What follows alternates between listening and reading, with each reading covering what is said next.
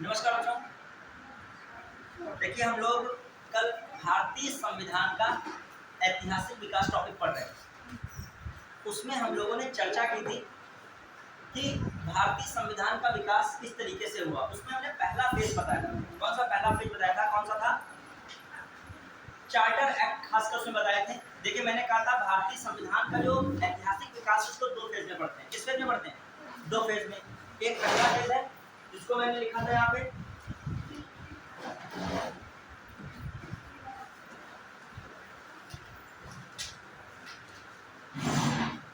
इसको देखिएगा विकास। ये फिर वो वाइट वाला सिस्टम है। विकास को ठीक करके सुनिए। देखिए दो फेज मैंने पढ़ाए थे, ध्यान दीजिएगा। एक फेज था कंपनी का शासन और एक फेज था क्या? देखिए तो आपको समय थोड़ा सा क्या है, कम है, तो इसलिए मैं आपसे एक जो कह सकता हूँ सुझाव देता हूँ, जो है आगे की पूरी पढ़ाई करने के लिए थोड़ा सा स्पीड में लिखा करिए, क्योंकि आपको ये न लगे बहुत ज़्यादा कि सर तेज पढ़ा रहे। तेज हम नहीं पढ़ा रहे, लेकिन सिलेबस बहुत ज़्यादा, जितना जैसे मान लीजिए टास्क दिया गया क्लास में, या टास्क लेके आप भी अपना डेली रूटीन का लेते हो, तो हम भी किस तरीके से सिलेबस कवर करा पाएंगे, इसको थोड़ा सा ध्यान में रख के पढ़ाई कीजिए। मैं आपको कंटेंट में कमी नहीं रखना चाहता हूँ, लेकिन स्पीड थोड़ा सा आपको हमारे साथ देनी होगी। बहुत स्लो चलोगे, बहुत स्लो, तो मतलब वो क्या बरसों में खत्म होगा क्या? जैसे कल वो हिस्सा खत्म किया, अब आपको कंपटीशन की दुनिया में बहुत राइटिंग बनाने का समय नहीं मिलेगा। मैं आपको दे दूँ यहाँ लिखा हो और आप आराम से घर को नोट करो, मैं किनारे हट जाऊँ, बच्चों नोट कर लीजिए। पहले आपको हमारे सब देखो फर्स्ट डे में थोड़ा सा समस्या आती है सबको। जितने भी आपको यूपीएससी टीचर्स पढ़ाने वाले मिलेंगे, उनकी राइटिंग पहली बार बोर्ड पे घसीटा मार होती है, वो राइटिंग बनाने का समय मिलता नहीं। ठीक है। दूसरी बात, आपको भी हमारे साथ जब मैं लिखूं तब आप भी लिख लीजिए, जब मैं आपसे कनेक्ट हूं तो आप भी मुझसे इंटरकनेक्ट होजिए। जैसा क्या चीज़ है क्लियर हो पाए, मैं क्वेश्चन पूछूं आप बता पाऊँ, समझ पाए कि नहीं? पढ़ाई समझ के तरीका, जब मैं लिखूं तो आप भी मेरे साथ लिखिए, सब वेट मत कीजिए, और जब मैं समझाऊं आप भी पेन छोड़ दे तुरंत। क्लियर?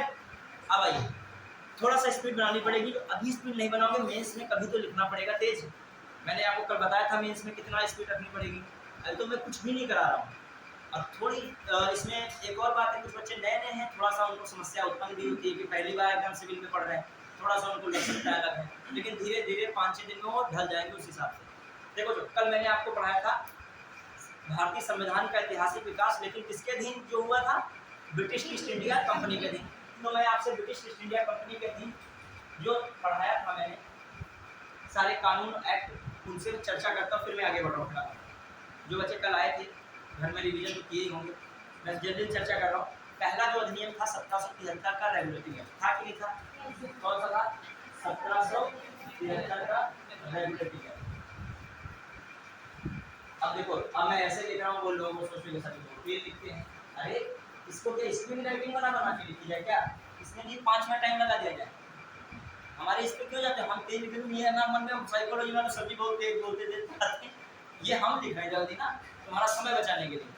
तुम घबराओ नहीं इससे, अब हम जल्दी लिख दिए, अब तुम घबरा के सही को जल्दी लिख देते हैं, चाहे वो जल्दी पढ़ाएंगे, थोड़ा सा स्पीड रखनी पड़ेगी ना। तो आइए, 1773 का रेगुलेटिंग एक्ट जो है उसमें कुछ प्रावधान मैंने बताया था, मैं जल्दी आप मुझसे पूछ लेता हूँ, ठीक है? बताते हो अच्छी बात है, नहीं बताते तो कोई इंगेजमेंट डाउन नहीं होती इसमें, ठीक है? नॉर्मल में पूछ लेता हूँ, मैं सामूहिक पूछ रहा हूँ, जो चाहूँगा तो किसी से व्यक्तिगत भी पूछ सकता हूँ कि टीचर पूछेगा, जिससे आप जो क्या होगा थोड़ा सा मतलब सीरियस हो गए कि मैं बताऊँ कहीं ना बता पाऊँ, इसलिए मैं कल क्लास में पढ़ के आऊँ। देखो जो 1773 का रेगुलेटिंग एक्ट जो हुआ था, उसमें मेन प्रावधान क्या था? खासकर ब्रिटिश ईस्ट इंडिया कंपनी पर शासन करना था, मतलब उस पर नियंत्रण करना था, ब्रिटिश इंडिया कंपनी पर नियंत्रण करना था। किसका नियंत्रण होना था? ब्रिटिश सरकार का, क्योंकि ब्रिटिश सरकार ने ही भारत में व्यापार करने के लिए इसको भेजा था, ईस्ट इंडिया कंपनी को भेजा था, तो उस पर नियंत्रण करना था। तो नियंत्रण के लिए क्या किए गए थे? कुछ प्रावधान बनाए गए थे कि भारतीय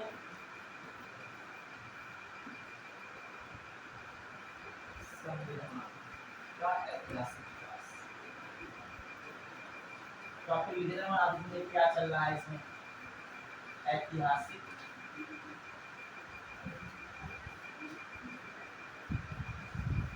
विकास।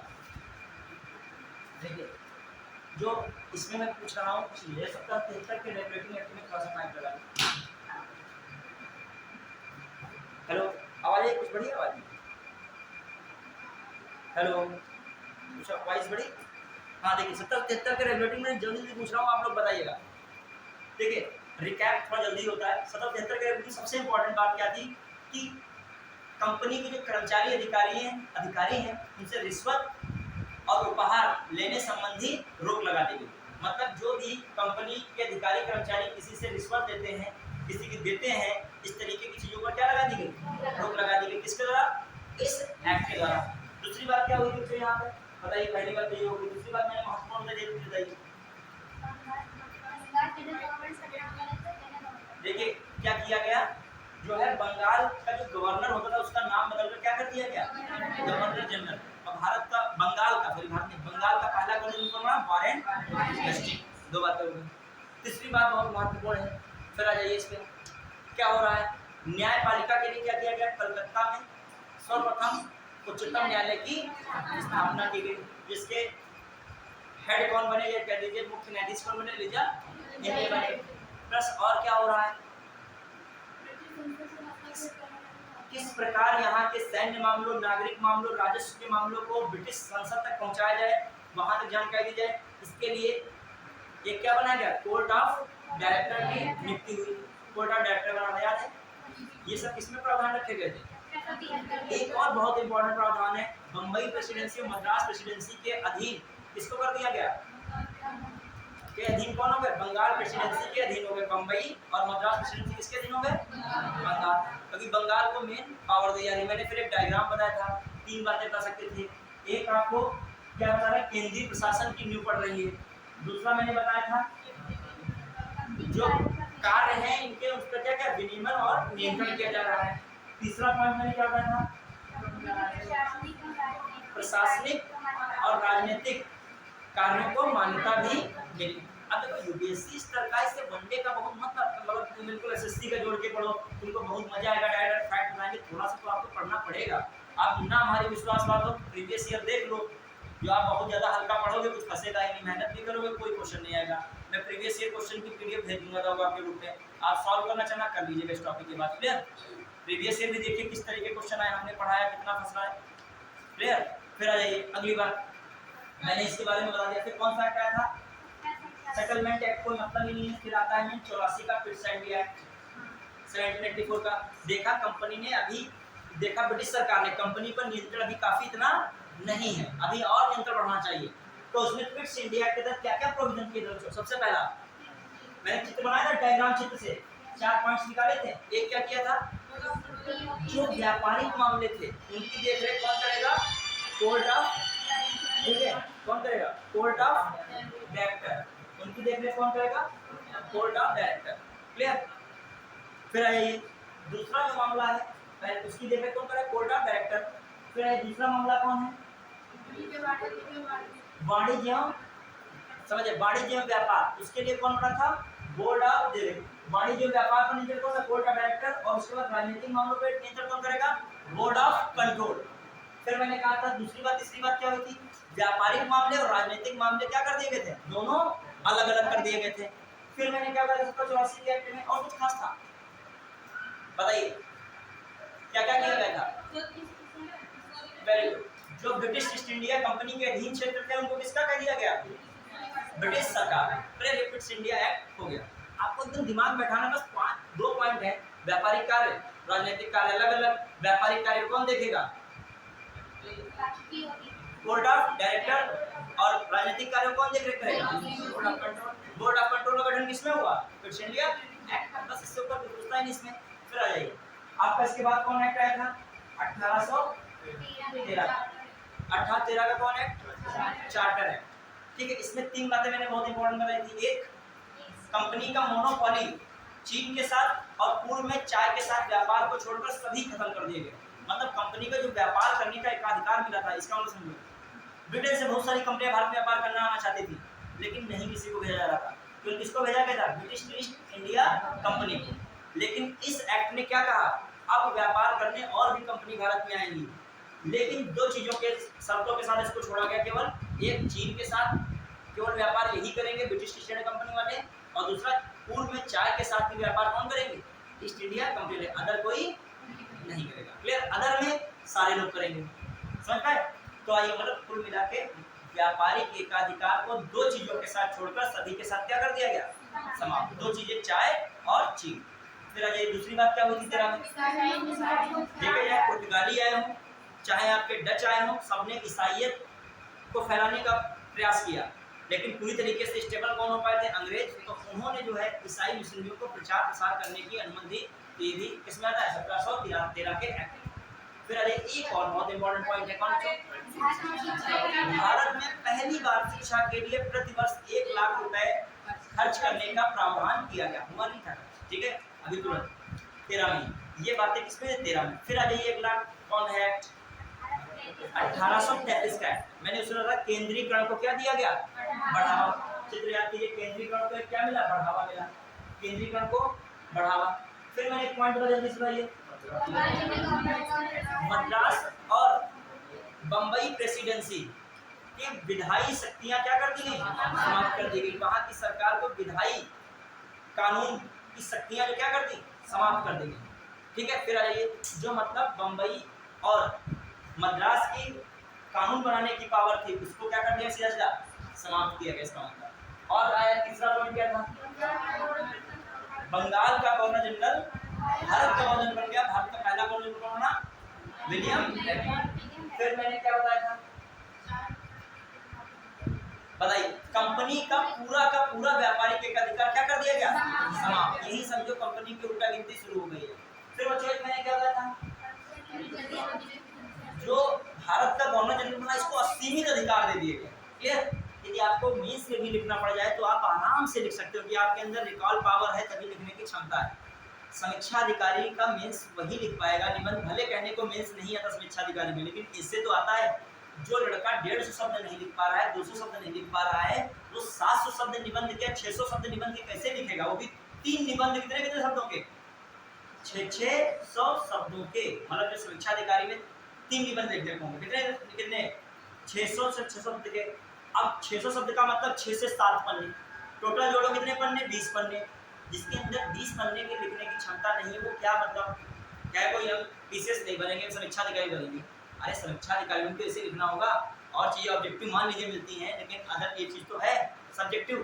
तो आपको इस सिविल की तैयारी करना, लिखने और भाषा शैली को जोड़ने और कंटेंट को रिकॉल करने की क्षमता फिर क्या होनी चाहिए, आनी चाहिए, धीरे धीरे आनी चाहिए। मान लीजिए मैं चार्टर कहा, तुम्हारा पेन नहीं रुकना चाहिए, सारे पॉइंट्स दिमाग में रिकॉल करो। आलोचना करना हो बहुत आसान है, लेकिन उस चीज़ को कर उसको याद नहीं हो रहा है। क्या आपको पूरा याद है? आप यदि मेरी जगह पे खड़े हो, मन में सोचो कि क्या मैं उतना एक्सप्लेन कर पाऊंगा, एक एक्ट बिना भूले बिना देखे के समझा पाऊंगा? नहीं, यहाँ समझाओ, खुद को क्या समझा पाएंगे? तभी तो पेन से क्या कर पाएंगे, लिख पाएंगे। तो दिमाग को थोड़ा साफ करो, चारा भरा चीजें दिमाग से क्या करो, निकालो। क्योंकि दिमाग को फ्रेश नहीं करोगे, आप लिंक नहीं जोड़ पाओगे। अभी मैं किसी बच्चे से करूँ इस किसी एक्ट के बारे में 10 पॉइंट बताओ, 5 पॉइंट बताओ, 2 बताएगा, 2 भूल जाएगा। तो ये क्षमता लाओ कि हम पूरी बातें क्या करें, लगभग बताएं, ठीक है। आइए अगला कौन एक्ट है, बताइए कौन सा एक्ट जो है, 1853 के एक्ट। बहुत आराम से 53 के एक्ट में, खोलिए 53 के एक्ट में क्या क्या मैंने बात बताई थी, बताइए क्या था। 6 सदस्यों का क्या था, जोड़ा गया था, क्लियर। हाँ बताइए, 6 को जोड़ा गया था, उसमें से 4 को क्या किया गया, जो प्रांत थे उनसे क्या किया गया, मनोनीत किया गया था, चयनित किया गया था, मनोनीत किया गया था खासकर। फिर सबसे मेन इसमें क्या हुआ था, मेन, चलिए वहां सबसे मेन जो था, सबसे मेन खुली प्रतियोगिता, सिविल सेवकों के लिए क्या किया गया, खुली प्रतियोगिता की व्यवस्था की गई, किसने, 1853। फिर सबसे और इम्पोर्टेंट क्या हुआ था, खुली प्रतियोगिता हो गई, ये भी हो गया। सबसे मैंने कहा था स्थानीय प्रतिनिधित्व को पहली बार क्या दिया गया, व्यवस्था की गई, स्थानीय प्रतिनिधित्व की पहली बार व्यवस्था की गई। आपसे 53 में ये पूछा जाता है, स्थानीय प्रतिनिधित्व को पहली बार व्यवस्था किसमें की गई, 53 में। दूसरी बात क्या है, 6 लोगों को जोड़ा गया, उसमें 4 जो सदस्य थे किन प्रांतों से मनोनीत किए गए थे, बंबई, मद्रास, बंगाल और आगरा। चलिए 53 वाला भी खुली प्रतियोगिता, सिविल सेवकों के लिए क्या रखी, खुली प्रतियोगिता में भारतीय भी हिस्सा ले सके। फिर आ जाइए कौन सा एक्ट था, बस 53 ही था। अब आइए कहाँ से हम लोग पढ़ रहे हैं, 1858, ठीक है। चलिए अब आते हैं हम लोग देख रहे हैं, देखिए अब जो है आपका ध्यान दीजिएगा, ब्रिटिश क्राउन जो मैंने कल पढ़ाया था उसमें दो भाग बांटे थे। एक भाग बांटा था आपको ब्रिटिश ईस्ट इंडिया कंपनी के अंतर्गत शासन था, क्लियर। इसमें कब से कब तक है? 1773 से 1853। अब कौन है? ताज का शासन। ताज का मतलब ब्रिटिश ताज का शासन, ब्रिटिश ताज का शासन, ब्रिटिश ताज का शासन। और ब्रिटिश ताज का शासन जो है इसमें हम लोग रखते हैं, इसमें जो 1858 से 1947 तक, खास कर 1947, ठीक है। अब आ जाइए, जो इस वाले में हम लोग क्या क्या इंपॉर्टेंट बातें ध्यान रखेंगे। सबसे पहला एक्ट है कौन सा? 1858 में। आइए पहला पढ़ते हैं, कौन है? 1858 का भारत शासन अधिनियम।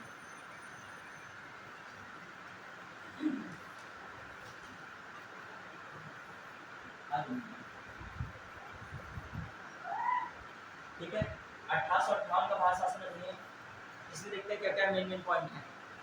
इसे जो हम लोग देखें इस परिप्रेक्ष्य में देखेंगे, 1857 का जो विद्रोह हुआ उसे भारतीय इतिहास में स्वतंत्रता का पहला विद्रोह या भारतीय स्वतंत्रता का पहला विद्रोह या सिपाही विद्रोह के नाम से रहता है। समझिए, जब ये एक्ट आया था इससे पहले विद्रोह हुआ था जिसे भारतीय स्वतंत्रता का प्रथम विद्रोह कहा गया है। उसका नाम क्या था? 1857 का विद्रोह। और 1857 के विद्रोह के बाद ही कौन अधिनियम आया? क्लियर। अब वो हिस्ट्री का टॉपिक है, ये जो संवैधानिक विकास हिस्ट्री से जरूर जुड़ा है। अब 1858 का जो अधिनियम आया इसके बारे में क्या आता है? भारत के शासन को अच्छा बनाने वाला अधिनियम। ये इस तरीके की स्टेटमेंट आया, भारत के शासन को अच्छा बनाने वाला अधिनियम के नाम से जाना जाता है। किसको? अब इसने कितना अच्छा किया है, बुरा किया, वो अलग बात है, ठीक है, कहा जाता है। अब आ जाइए, इसमें बहुत सारे प्रोविजंस ऐसे बहुत एग्जाम में क्वेश्चन आते हैं इससे। यहाँ से देखिए, सबसे पहला पॉइंट इसमें क्या है, इसमें क्या क्या किया गया? कंपनी का शासन सबसे पहले किसको समाप्त किया गया? कंपनी के शासन को समाप्त किया गया।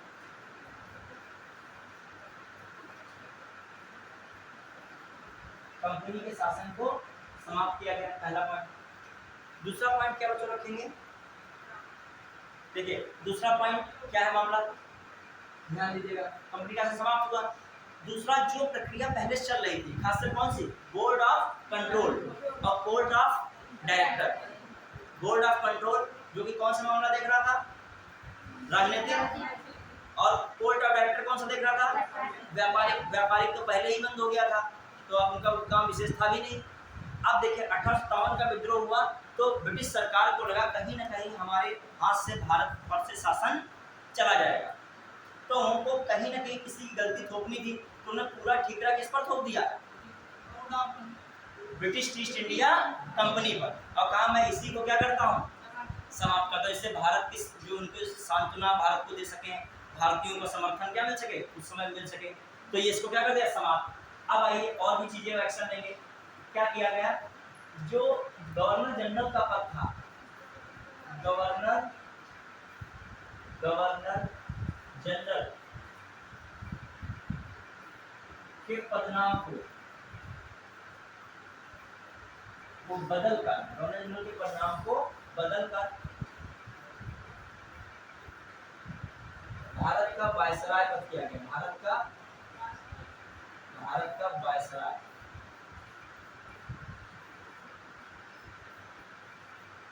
वायसराय,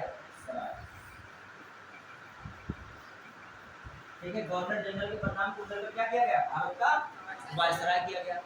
अब आइए, प्रथम वायसराय जानते होंगे। प्रथम वायसराय कौन थे? Lord Canning. कौन थे? Lord Canning. क्लियर।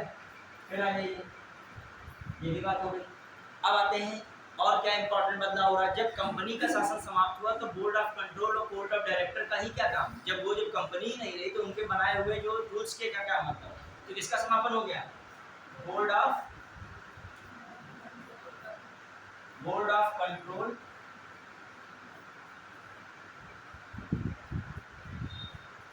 एवं कोर्ट ऑफ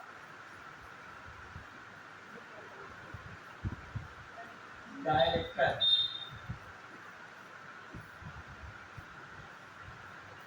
को समाप्त किया गया, पेपर को समाप्त किया गया, पेपर को समाप्त किया गया।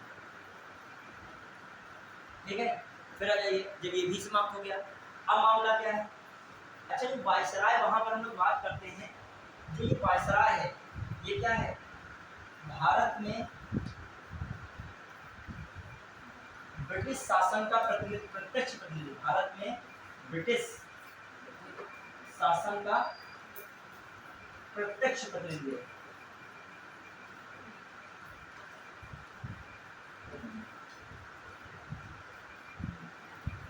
मतलब जो कहा जाए, इस वायसराय को क्या किया गया?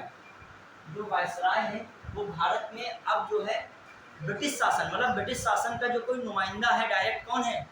भारत का वायसराय। फिर आइए, और क्या चीज समाप्त हो रही, बदलाव हो रहा है बड़े स्तर पर। एक नए पद का सृजन हुआ, इसका नाम था भारत का राज्य सचिव या भारत राज्य सचिव, state secretary of India, Bharat का राज्य सचिव। ठीक है, भारत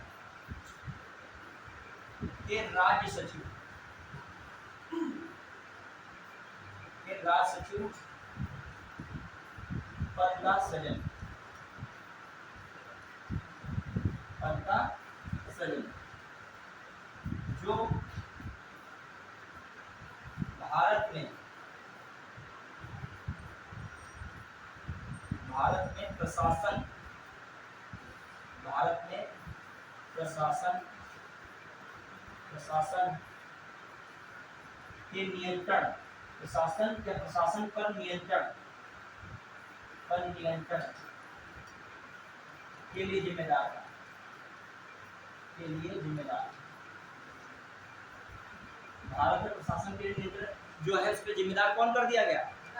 भारत का राज्य सचिव। ठीक है, फिर आ जाइए, अब मामला क्या है?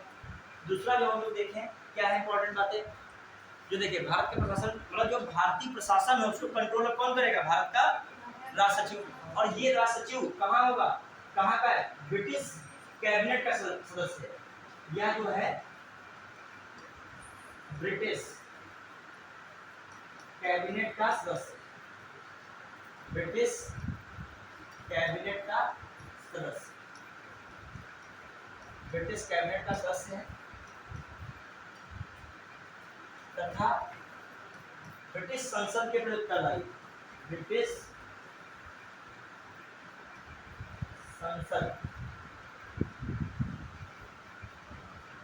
संसद के प्रति उत्तरदायी, रिस्पॉन्सिबल टू ब्रिटिश पार्लियामेंट, उत्तरदायी। ठीक है, ये बातें क्या है इंपॉर्टेंट इसलिए है कि घुमा आपके सेंटेंस में से घुमा दे, घुमा के तो आप घूम जाओ कहीं। मतलब जो भारत का राज्य सचिव यहाँ का नहीं था, वो बैठता था लंदन में, और कहाँ से देखता था, कहाँ का मामला? भारत का। किसके माध्यम से? वायसराय के माध्यम से। किससे बात करता था वो? वायसराय से। भारत और वायसराय क्या था? यहाँ सब कंट्रोल करता था, और वायसराय किसको लगा था? राज्य सचिव, और राज्य सचिव को संसद में उठाते थे। अब देखिए भारतीयों की स्थिति में सुधार न होकर और स्थिति थोड़ा बिगड़ने लगी। अभी जब यहाँ सब चीजें थी तो कुछ यहाँ तक बातें पहुँचा देते, अब जो वहाँ पर बैठे लोग हैं वो यहाँ की समस्याओं को क्या समझ पाएंगे? जो बताई जाती थी वही क्या होता था? विस्तार होता था। थोड़ी सी स्थितियाँ और बिगड़ने लगी, बनने के बजाय ये एक्ट जो है सुधार जो है और चीजें कुछ क्या करने लगा। अब जैसे मान लीजिए बड़े बड़े उद्योगपति व्यापारी थे, वो अपने अकॉर्डिंग यहाँ पर चीजें करना चाहते थे, और बल्कि यहाँ की परिस्थितियाँ क्या थी, कुछ और थी। लेकिन वो किसको सम्माना समझा लेते थे? भारत के राज्य सचिव को। नाम है भारत का राज्य सचिव, लेकिन यहाँ नहीं लेता था। वो कहाँ रहता था? क्योंकि जब वो ब्रिटिश संसद का हिस्सा है तो उसमें भाग भी तो लेगा ब्रिटिश संसद में, यहीं पे रहेगा वो। चलिए आइए अगला, इसमें क्या है देखिए, तो इसमें क्या क्या इंपॉर्टेंट। और अब इस सचिव के लिए क्या किया गया? 15 सदस्यीय कार्यकारिणी परिषद या 15 सदस्य की एक परिषद का गठन किया गया, जो इसकी क्या करेगी? सहायता करेगी। भी लिख लेगा 15 सदस्यीय परिषद का 15% राज्य सचिव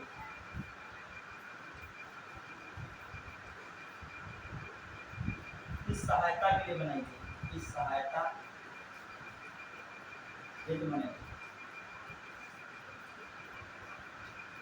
तो एक जो किसको बना दिया, जो 15% है किसकी सहायता करेगी, राज्य सचिव। मतलब एक प्रकार से एक सलाहकारी समिति है या सलाहकारी परिषद है, किसके सपोर्ट करेगी, राज्य सचिव। अब आ जाइए कुछ और इसमें पॉइंट्स हो सकते हैं। किसकी बात है ये किसकी बात चल रही है, 1858 के एक्ट में भारत के राज्य सचिव। अब आइए इसमें क्या है ये बताते हैं। इसको जो है यह एक निगमित निकाय बना, यह है क्या है, यह एक निगमित निकाय के रूप में, निगमित निकाय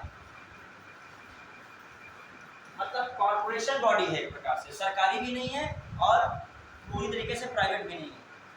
देखो क्या है मामला, थोड़ा समझिएगा। 1858 का एक्ट, आपको तो पॉइंट्स ऐसे फैक्ट पढ़ लिए कोई बात नहीं, लेकिन मान लीजिए डीपली कोई क्वेश्चन बन गया 1858 के एक्ट से। देखिए पहला ऐसे स्टेटमेंट दिया, जैसे तरीके क्वेश्चन आ गया। पहला आया कि कंपनी ने जो है ब्रिटिश सरकार द्वारा कंपनी के शासन को पूर्णतया समाप्त किया गया। पहला स्टेटमेंट पढ़ा वो अच्छा लगा। दूसरा स्टेटमेंट लिखा, भारत के राज्य सचिव के लिए 15 सदस्यीय परिषद का गठन हुआ। यह परिषद निगमित निकाय के रूप में थी। अब उसमें ऑप्शन आया केवल एक सही, फिर केवल दो सही, एक और दोनों सही, ना तो एक ना तो दो। यूपीपीएससी का ट्रेंड यही है, एक सेंटेंस दे देगा नॉर्मल और फिर एक ऐसा देगा जिसको पूरा पढ़ा होगा वही कर पाएगा, आधा अधूरा वाला गड़बड़। अब तुमको ये भी टेंशन कि एक ही सही है, फिर ये भी टेंशन दूसरा वाला तो नहीं सही है, कोई निगमित निकाय हो, फिर ये टेंशन दोनों तो नहीं सही है, फिर ये भी टेंशन कि 3 तो विकल्प बना ले जाओगे, एक चौक इनमें से कोई नहीं वाले फंसे बैठे हो। क्लियर? तो ऐसे क्वेश्चंस बनते हैं, तो इसके लिए इसकी जरूरत पड़े। जैसे आपका समीक्षा लेखन में क्वेश्चन आया कि न्यू इंडिया पुस्तक विपिन चंद्रपाल ने लिखी। पहली बात ये भी वही बच्चा कर पाएगा, डीपली पढ़ा होगा। अभी एनी बेसेंट ने न्यू इंडिया लिखी है, विपिन चंद्रपाल ने भी न्यू इंडिया लिखी है। अब आधे लोग यही गलत कर दिए, उसमें सोचा कि विपिन चंद्रपाल कहाँ है, न्यू इंडिया तो किसने लिखा है, एनी बेसेंट ने, क्योंकि एनी बेसेंट ने होम रूल लीग बनाई। होम रूल लीग का प्रचार प्रसार किसके माध्यम से किया, न्यू इंडिया के माध्यम से। क्या न्यू इंडिया को एक लिख सकता है क्या? मान लीजिए आपने कोई मिशन शुरू किया संकल्प, क्या दूसरा कोई संकल्प नाम से मिशन नहीं शुरू कर सकता है? हिस्ट्री में नाम तो दोनों दर्ज किए जाएंगे ना। अब होम रूल लीग तो एक है, एक एनिमेशन शुरू कर रहे हैं और एक जो होम रूल लीग कौन शुरू कर रहा है, तिलक में शुरू कर रहे हैं। अब एक ही, अब वही मैं कह रहा हूं न्यू इंडिया पुस्तक तो विपिन चंद्रपाल ने लिखी, ये बच्चे जानते जो पढ़ने वाले थे, ये जानते, लेकिन अति पढ़ने वाले वो दूसरा स्टेटमेंट जानते थे। उसने दूसरा स्टेटमेंट क्या लिखा, विपिन चंद्रपाल ब्रह्म समाजी थे। अब जिसने धार्मिक सुधार आंदोलन को कायदे से पढ़ा होगा, उसकी थीम को पढ़ा होगा, वही जान पाएगा कि विपिन चंद्रपाल ब्रह्म समाजी थे या आर्य समाजी थे या ये समाजी थे वो समाजी थे, वो कहीं जान पाएगा। समझ पाए? ऐसे क्वेश्चन आ रहे हैं, मतलब समझो वो वाला उस लेवल समझिए कि केवल पढ़ने से काम अब नहीं चलेगा, एनालिसिस होना चाहिए आपको, मतलब बिल्कुल डीप में बताओ, वरना क्वेश्चन हो ही नहीं पाएगा। आधी अधूरी मेहनत का कोई मतलब नहीं। अब जिसको पता था ब्रह्म समाज के कॉन्सेप्ट क्या है, और फिर विपिन चंद्रपाल भी उसी दौरान बंगाल से थे और ब्रह्म समाज भी बंगाल में बहुत तेज पनपा था, तो ये बिल्कुल ब्रह्म समाजी थे। दोनों बातें क्या थी, सही थी। चलिए आइए आइए अगला, यहाँ पे हम लोगों ने ये एक्ट लगभग देख लिया। एक चीज में दिखेगा, यदि ब्रिटिश ईस्ट इंडिया कंपनी का शासन समाप्त हुआ है तो भारत का शासन ब्रिटिश ताज के अधीन हो गया। किसके अधीन हो गया, लिखना चाहिए, मैं लिखिएगा, भारत का शासन सीधे किसके कंट्रोल में हो गया, भारत का शासन सीधे ब्रिटिश ताज, ब्रिटिश क्राउन के अधीन।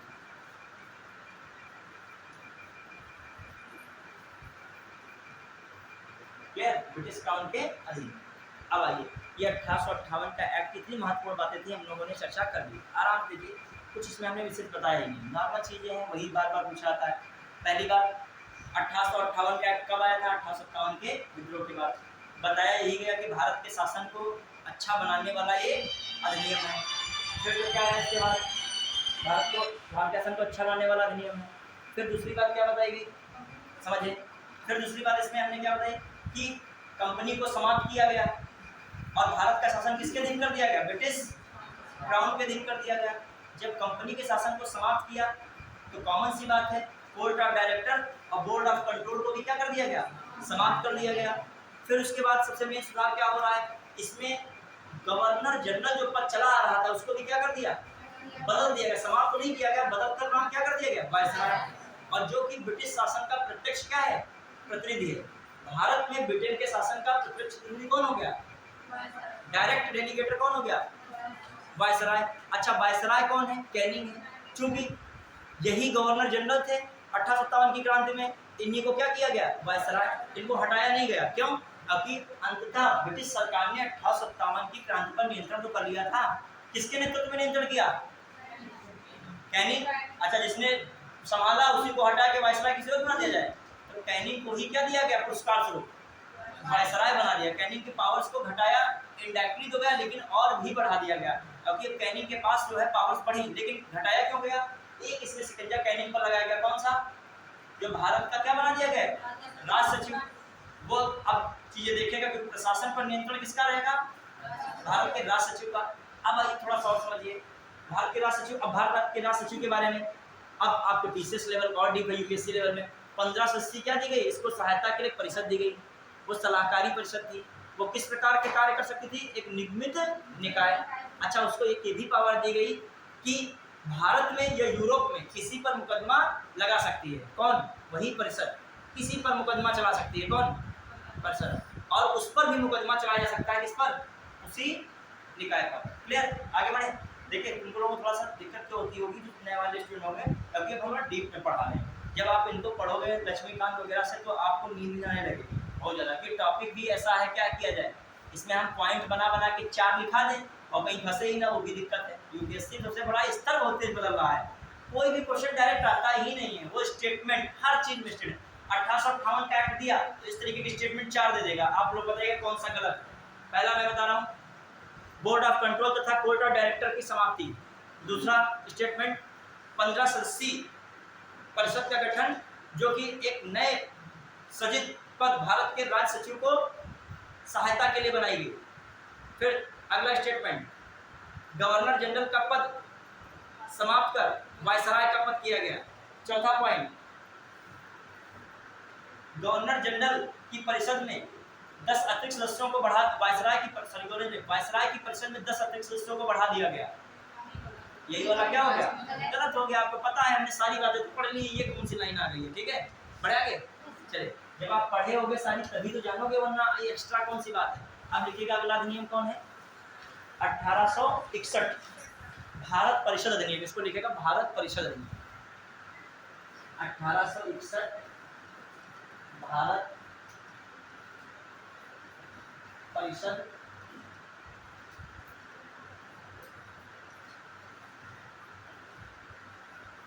अधिनियम।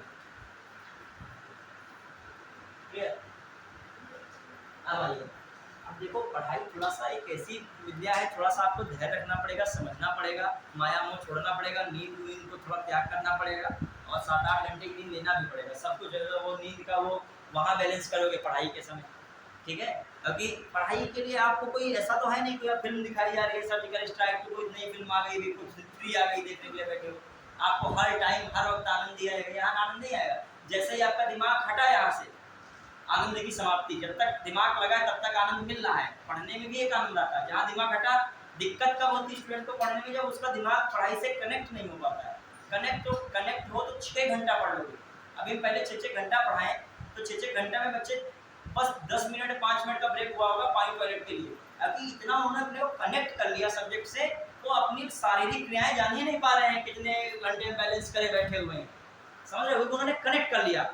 मान लीजिए कोई ऐसा सब्जेक्ट पूरा हमने का फिनिश होगा, रिवाइज होगा, तो उनके अंदर वाले को उठा, फिर देखा अगली लाइन आ गई कि असहयोग आंदोलन का विशेष अधिवेशन सर बता रहे हैं यहाँ हुआ था कलकत्ता में, तुरंत बैठ गए, ये लाइन तो बहुत इंपॉर्टेंट है, छोड़ो। अब फंसते हुए चले गए तुम, वो फंसते हुए क्या चले गए कि तुम छोड़ ही नहीं पा रहे हो, कौन सी लाइन छोड़ दे वो एग्जाम में क्या जाए। यदि आपके अंदर ललक है तो ऐसा स्थिति होती है। पता छोड़ दिया 1861 का परिषद भारतीय परिषद है, तुम उठ के चले, फिर देखे ये तो कहीं हमें लग रहा क्वेश्चन पूछा गया था इस तरीके का, पोर्टफोलियो सिस्टम, कैबिनेट व्यवस्था, तो आप फिर बैठ गए। तो ये होता, पढ़ाई में कनेक्ट करो अगली चीज़ों से। आइए देखिए, ये बहुत ये भी पूछा गया है, शायद पीसीएस में यहाँ से क्वेश्चन आया भी है पोर्टफोलियो सिस्टम का। आप देखो 1861 परिषद का दी, आराम से देखिए, जो ये 1800 परिषद का अधिनियम है, जो भी देखा जाए संवैधानिक विकास में महत्वपूर्ण अधिनियम है, क्योंकि इसने बहुत चीज़ों को ऐसा बदला कि आगे वो देखने को बहुत मिला। जैसे इसने विधायी विकेंद्रीकरण को बढ़ावा दिया और आगे हम लोगों को स्थानीय सुशासन के रूप में देखने को मिला लॉर्ड रिपन। जानते हो स्थानीय सुशासन के जनक कौन है? Lord Ripon. मतलब विकेंद्रीकरण जो गांधी जी का कॉन्सेप्ट था, अब विकेंद्रीकरण मन में आ रहा है क्या होता है? विकेंद्रीकरण का डिसेंट्रलाइजेशन का मतलब था शक्तियों का विभाजन। क्या करना? शक्तियों का। ये चीज बढ़िया होती है कि नहीं बढ़िया होती? काम अच्छे से हो सकता है। शक्तियों का विभाजन होना क्या होता है? जरूरी होता है। मान लीजिए छोटे से स्तर पे आप सोचिए, आपके वहाँ तिलक हो और आप सारी जिम्मेदारी अपने ही लिए बैठे हो कि सारा रसगुल्ला का डिपार्टमेंट भी हम देखेंगे, एक्स्ट्रा एक रसगुल्ला ना चला जाए, पूड़ी भी मैं संभाले, पनीर कहीं ज़्यादा ना खर्च हो जाए वहाँ भी संभाले हो, सब ऐसे चारों तरफ तुम पूरा अपना, तुम्हारे अंदर वो है क्या होता है कि बहुत ज़्यादा मैं की भावना भरी हुई है कि किसी को तुम कोई और कार्य बांटना नहीं चाह रहे हो। अब बाद में हुआ क्या?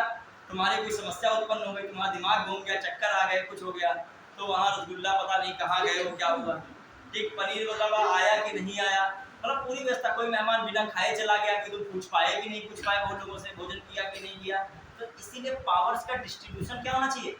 जरूरी होता है। वही शासन स्तर पर अब पावर का डिस्ट्रीब्यूशन केंद्र है, केंद्र से शासन नीचे की ओर चलता है। मतलब देखो, एक होता है केंद्रीकरण, उसमें जो होता है आपका कैसे होता है? केंद्रीकरण में ऊपर से नीचे की ओर चल रहा है।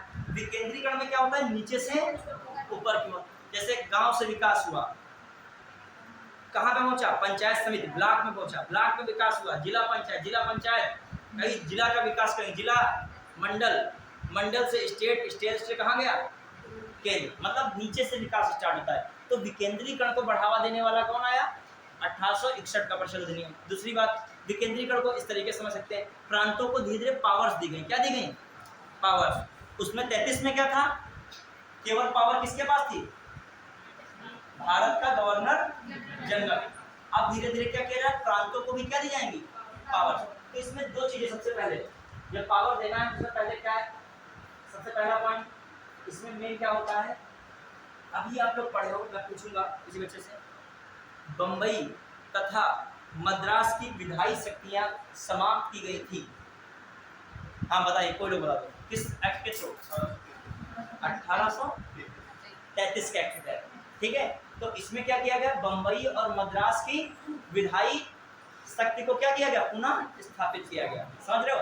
मतलब बंबई और किसकी? मद्रास की विधायी शक्ति है, विधायी कानून बनाने की पावर फिर से क्या कर दी गई? बना दी गई। लिखेगा बंबई तथा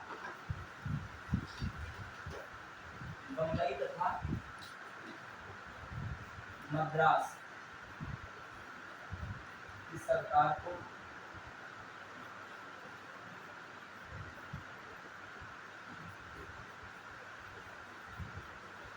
विधायी शक्ति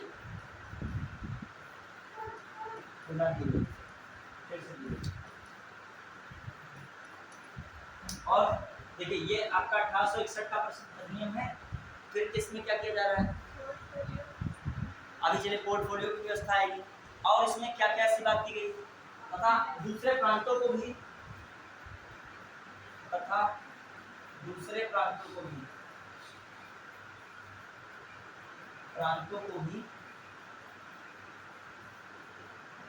कानून निर्माण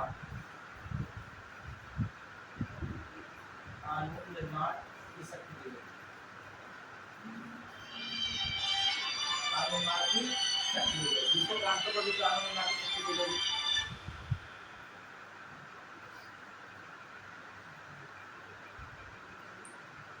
फिर लिखिएगा वायसराय की कार्यकारिणी, वायसराय की कार्यकारिणी परिषद के सदस्यों को विभिन्न विभागों की जिम्मेदारी दी गई। वायसराय की कार्यकारिणी में लिख देता हूं, वायसराय की कार्यकारिणी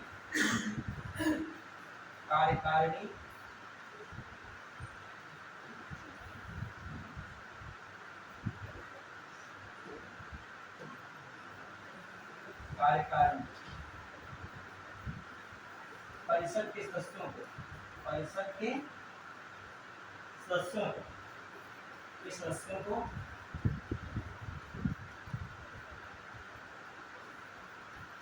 विभिन्न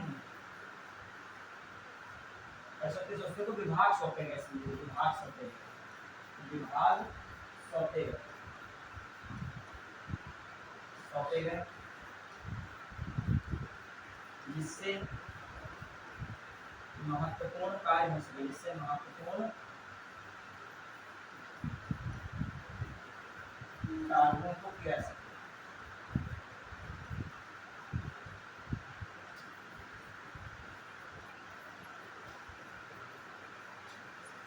किया जा सकता। क्लियर?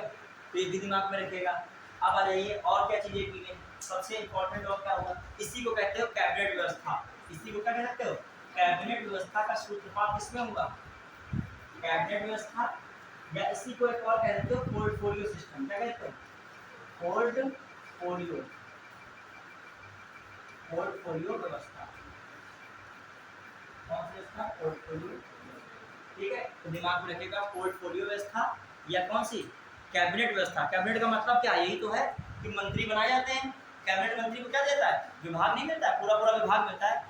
जो देखा जाए विभाग का सबसे सुप्रीम जो है सरकार का प्रतिनिधित्व कौन करता है, सबसे उच्च स्तर पर पूरा कंट्रोल कौन करता है, कैबिनेट मंत्री। जैसे मान लीजिए किसी को देखिएगा शिक्षा का वो कैबिनेट मंत्री है, या मान लीजिए उड्डयन जो है उड्डयन विभाग जो है किसी को उसका कैबिनेट मंत्री बना दिया गया, तो पूरा का कंट्रोल उड्डयन विभाग मतलब जो एविएशन डिपार्टमेंट किसके अंडर में हो गया, कैबिनेट मंत्री। अब वो उसके अंदर का जो भी महत्वपूर्ण कार्य करेगा कौन करेगा, कैबिनेट मंत्री। क्लियर? उसके माध्यम से सारे उसके अंदर के अधिकारी हैं, कर्मचारी हैं, वो सारे कार्य करते हैं। तो कैबिनेट व्यवस्था का सूत्रपात पूछा जाए या पूछा जाए पोर्टफोलियो सिस्टम या मंत्रियों को विभिन्न प्रकार के कार्यों को करने की व्यवस्था, ये सब कहाँ से आई, 1861। फिर सबसे एक इम्पॉर्टेंट बात है, वायसराय को आपातकाल लागू करने की शक्ति दी गई। क्या दिया गया, वायसराय को आपातकाल लागू करने की शक्ति। भी बहुत क्वेश्चन आया है, वायसराय को आपातकाल लागू करने की शक्ति, वायसराय को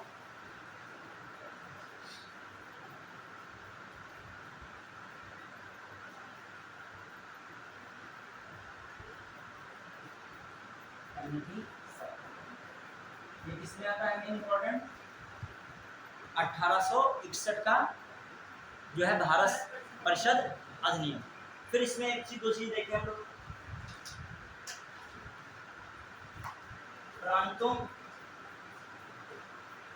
प्रांतों को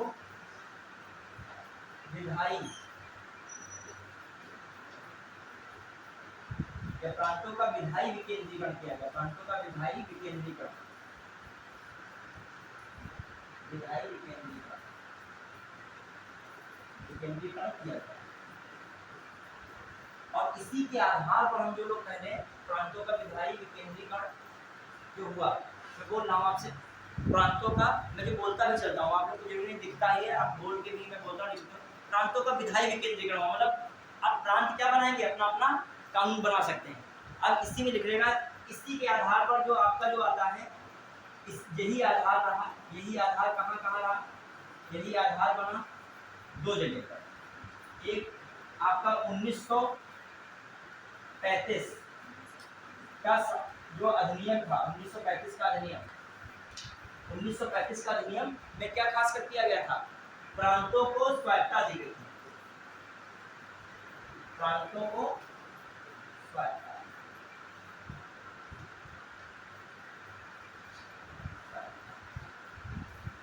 ये स्वायत्तता का मतलब क्या होता है, पावर्स दी गई, प्रांतों को अपने आधार पर बहुत सारे कानून बनाने की क्या दी गई, छूट दी गई। वो सब कौन, 1935 जो अधिनियम भी आगे पढ़ोगे उसका भी कहीं ना कहीं आधार कौन रहा, कौन सा रहा, 1861 का परिषद अधिनियम। एक आगे आप देखते हो 1882 ईस्वी में लॉर्ड रिपन या रिपन के समय स्थानीय सुशासन की स्थापना, स्थानीय सुशासन, स्थानीय स्वशासन लिखिएगा, स्थानीय सुशासन मतलब लोकल गवर्नमेंट या स्थानीय सुशासन का जो सूत्रपात हुआ वो भी कहीं ना कहीं कहाँ से हो रहा है, 1861 परिषद अधिनियम। क्लियर? तो ये कुछ बातें इंपॉर्टेंट है 1800 परिषद अधिनियम की, अब आप समझिएगा इसको। थोड़ा सा ये टॉपिक घुमावदार है, 1861 परिषद अधिनियम थोड़ा सा कठिन है, देखो क्या क्या पावर्स हैं। और जो कार्यकारिणी परिषद होती थी वायसराय की, उसमें सदस्यों की भी संख्या क्या कर दी गई थी, इसमें बढ़ा दी गई। क्लियर, क्योंकि उन्हें विभाग बहुत सारे लोगों को देना था, तो सदस्य भी क्या चाहिए थे, अब ज्यादा चाहिए थे। क्लियर, इस समय बताइए कौन भारत का वायसराय होगा? कैनिंग। कौन था वायसराय? कैनिंग। एक कार्य इसमें बहुत इंपॉर्टेंट हुआ है, सबसे इंपॉर्टेंट कार्य हुआ है, कानून बनाने की प्रक्रिया में भारतीयों को पहली बार क्या किया गया? ये बहुत बार क्वेश्चन आया है, कल लिखेगा कानून बनाने की प्रक्रिया में, मैं बोल रहा हूँ, लिख पाओ मुझे अभी यहाँ पर कहीं मैं बोल दूंगा, कानून निर्माण की प्रक्रिया में भारतीयों को पहली बार शामिल किया गया, भारतीयों को पहली बार शामिल किया गया। फिर बच्चों, कानून बनाने की प्रक्रिया में भारतीयों को पहली बार शामिल किया गया। लिखा, देखिए थोड़ा सा हमारे साथ लिखिएगा क्योंकि आराम रहेगी। कानून बनाने की प्रक्रिया में भारतीयों को शामिल किया गया। अब देखिए इस बात को ब्रैकेट में लिखेगा, या ब्रैकेट में सीधे से लिखे, लॉर्ड कैनिंग ने कार्यकारिणी परिषद में 3 भारतीयों को मनोनीत किया। कैनिंग ने तत्कालीन वायसराय, तत्कालीन वायसराय, वायसराय कैनिंग ने 3 कार्यकारिणी परिषद दिया, कार्यकारिणी परिषद में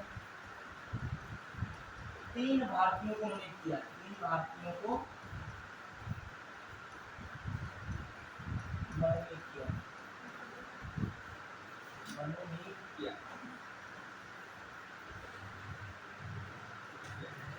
इसमें कौन है ये भी लिख लेगा, वो ऐसे ही करके आता है, नाम भी नहीं पूछता है, 3 लोगों का नाम लिखेगा। नाम क्या है, वो पोस्ट का नाम देता है यहाँ पे, बनारस के राजा, पटियाला के महाराजा और सर दिनकर राव। 3 ऐसे ही स्टेटमेंट आते हैं, बुक में भी 3 मिलते हैं, खासकर पुस्तिका जैसी बुक में देखिएगा। 3 क्या नाम है, एक क्या है आपका नाम, बनारस के राजा है, कौन है, बनारस के राजा, बनारस के राजा, और दूसरे कौन है, पटियाला के महाराजा, पटियाला के महाराजा, और कौन है, सर दिनकर राव, कौन है, सर दिनकर राव। जब क्वेश्चन आए ही को ऐसे ही लिख के पूछा गया, दिनकर राव। क्लियर, वो कहा जाए कि भारतीयों को कार्यकारिणी परिषद में कैनिंग द्वारा शामिल इनमें से किसे नहीं किया गया, तो वहां लिखा होगा बनारस के राजा, पटियाला के महाराजा, सर दिनकर राव, सिताब राय। तो आपको लगा दो सिताब राय, 3 तो है ही है। क्लियर, अब आइए, हो गया है कि नहीं? तो 1861 के परिषद इतने महत्वपूर्ण बातें हैं, वो आप इस एक डायग्राम से तीर बना के बता दीजिए।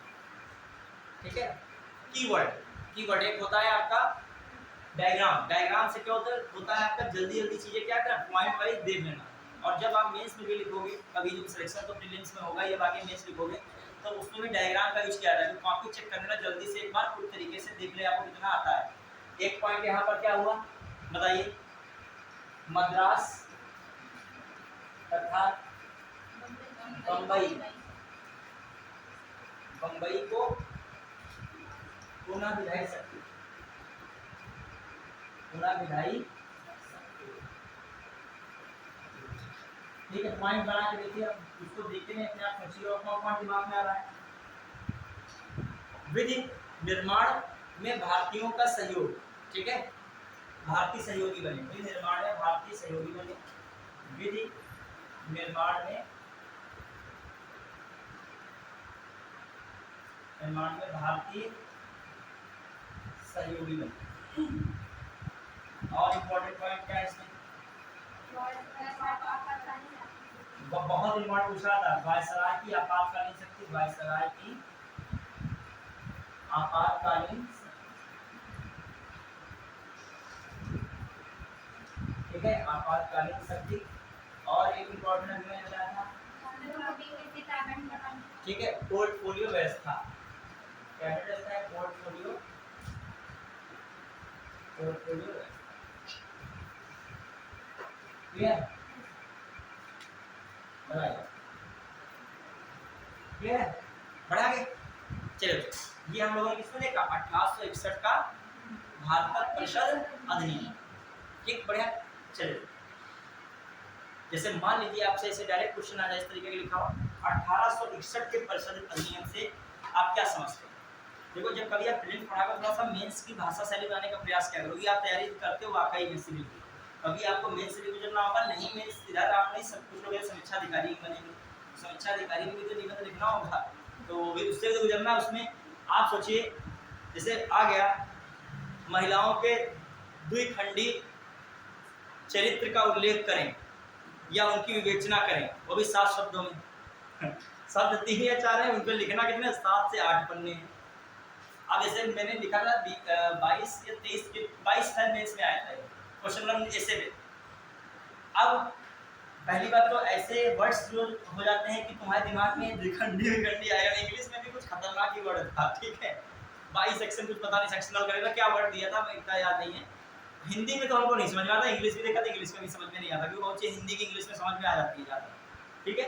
अब आइए, अब लिखना भी 8 पन्ने हैं और पूरा रिस्क पे भी है कि तुम जो समझ पा रहे हो कि नहीं, मतलब लिख तो बहुत कुछ डाले, बता रहा एग्जाम में कह रहा है टॉपिक ही नहीं समझे, लेकिन जब मेरा रिजल्ट आया था मेंस का, तो उसमें मैंने देखा था ऐसे में मुझे नंबर बहुत बढ़िया मिले, तो इसका मतलब मैंने जो लिखा था वो क्या लिखा था, वो लिखा सही था, वरना ऐसे बहुत खराब, एक के ऐसे तुम्हारा काट ही दिया जाएगा तो क्या हो जाएगा। टीसीएस में 3 ऐसे लिखने होते हैं, 50-50 नंबर कितने ऐसे, 3, 150 शब्दों का लिखना होता है। अच्छा, 700 शब्दों का है, समीक्षा निबंध 600 शब्दों के 3 ऐसे, और पीसीएस में कितने थे, 7-7 शब्दों के 3 ऐसे, अब एक ऐसे काट दिया जाएगा 50 नंबर, तो आपको क्या बचेगा, ठीक है। जब तीनों ऐसे जोड़ो तो 97 और 100 तक पहुंचना मुश्किल होता है 150 में।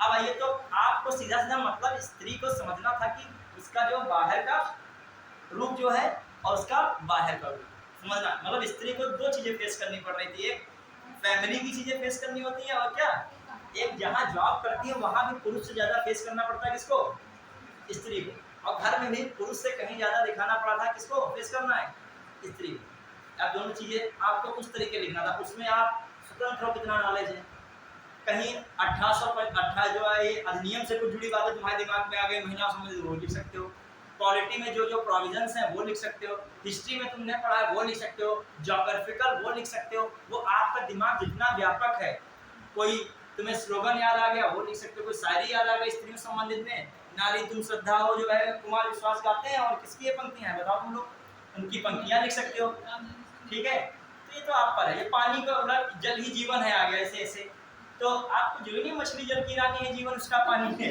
आप कहीं भी चीज डाल के बढ़िया भावार्थ बना सकते हो कि जिस प्रकार मछली के लिए पानी जरूरी है उसी प्रकार मनुष्य को, आपके अंदर ये शब्दों का खेल होना चाहिए। लिखते हैं ऐसे स्टूडेंट जो आप मेंस में सिलेक्शन में लोगों देखो कंप्यूटर में इस तरीके लिखा है, मोती मानो चुंगल ये क्या कहावत, तो जितनी कहावतें पढ़े हो व्यर्थ नहीं तुम्हारी जानी है, बचपन की पोएम नर्सरी की कहीं काम आ जाए तो 5 नंबर ज्यादा दिला दे तुमको। अब जो है कभी कहते नॉलेज कभी वेस्ट नहीं जाता, पता नहीं कहाँ क्या उसमें तुमको जल जीवन मिशन कुछ समझ में नहीं आ रहा था, यही समझ में आ गया। अब बहुत अच्छी बात भी तुमने विज्ञापन की है कि मछली के लिए पानी जो है जरूरी है कि नहीं, जीवन तुम्हारे लिए तो उतना जरूरी है, मछली जिस प्रकार पानी के अंदर नहीं रह पाती, तुम क्या बिना पानी के रह पाओगे, भले ही तुम पानी के बाहर हो लेकिन बिना पानी के फिर भी तुम क्या है नहीं रह पाओगे। आए 1800 कौन सा 1892 का लिखा, 1892 का अधिनियम, 1892 का अधिनियम देखो क्या क्या इंपॉर्टेंट था, 92 में फटाफट देखिए ध्यान दीजिए 1892 के अधिनियम में क्या क्या ऐसा बदलाव आया जो इम्पोर्टेंट है, क्या क्या इंपॉर्टेंट बातें हैं। देखिए एक तो सबसे बात क्या आती है कि जो चुनाव की व्यवस्था हुई, कह सकते हैं चुनाव भी किस प्रकार का, समझना ध्यान से इसको, जो जनता का प्रतिनिधित्व करने वाली स्थानीय या कह लीजिए जनता का प्रतिनिधित्व करने वाली जो भी संस्थाएं थी, और खासकर स्थानीय संस्थाओं को टारगेट अदा किया गया, जनता का प्रतिनिधित्व करने वाली स्थानीय संस्थाओं को अपने प्रतिनिधि को चुनने, चयन करने या मनोनीत करने की व्यवस्था की गई। किसमें की गई, 1892 क्वेश्चन आ सकता है, स्थानीय प्रतिनिधित्व या स्थानीय संस्थाओं में अपने प्रतिनिधियों को चुनने, चयन करने या मनोनीत की व्यवस्था किस अधिनियम के तहत की गई, 1892 के अधिनियम में। क्लियर, एक बात हो गई। दूसरी बात और इम्पोर्टेंट क्या है, प्रोविजंस तो बहुत सारे जोड़े गए, एग्जाम में क्या आता है, एक और इम्पोर्टेंट बात यहाँ से निकल के आती है, जो वायसराय की परिषद थी, जो उसके सदस्य थे, उन सदस्यों को प्रश्न सरकार से पूछने का अधिकार मिला। अब अधिकारी से तुरंत प्रश्न पूछ लो वायसराय से, इससे थोड़ी पूछ सकते हो। 6 दिन पहले क्या करना पड़ेगा आपको, नोटिस देनी होगी कि हमने ये प्रश्न पूछना है, तब तुम्हारा जो है प्रश्न वहाँ उत्तर उसका दिया गया। 6 दिन आपको पहले वेट करना होगा, तत्काल नहीं। समझ पाए कि नहीं, मतलब पूरा प्रश्न नहीं, तुरंत प्रश्न आप नहीं पूछ सकते हो। 6 दिन पहले आपको इसके लिए क्या करना पड़ेगा, सूचना देनी होगी। क्लियर। तो 2 बातें आ गई। तीसरी बात और आई, जो परिषद में भारतीय सदस्य हैं उन्हें बजट पर बहस करने और प्रश्न पूछने का अधिकार दिया गया। तो आप याद रखोगे कितने पॉइंट्स हैं इसमें, वो आप दिमाग रखिएगा। चलिए आगे बढ़े, लिखिए इसमें क्या क्या बातें हैं। पहली बात, जनता का प्रतिनिधित्व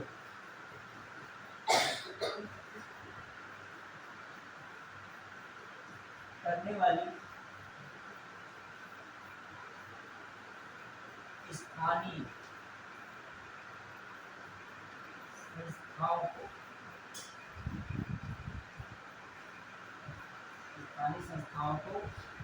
अपने प्रतिनिधियों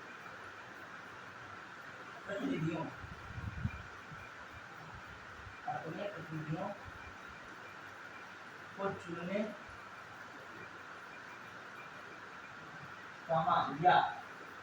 या चयन अथवा मनोनीत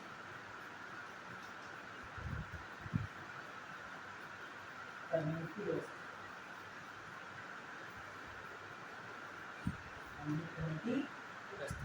क्लियर, दिमाग में रखेगा। जनता का प्रतिनिधित्व करने वाली जो स्थानीय संस्थाओं को अपने प्रतिनिधियों को चुनने हैं, चयन करने या मनोनीत करने की व्यवस्था, जो किसमें आई,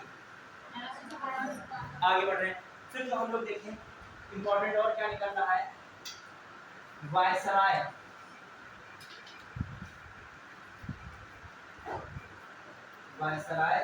की कार्यकारिणी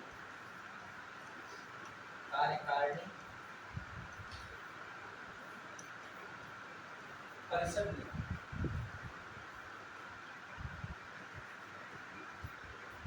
भारतीयों को प्रश्न पूछने का अधिकार,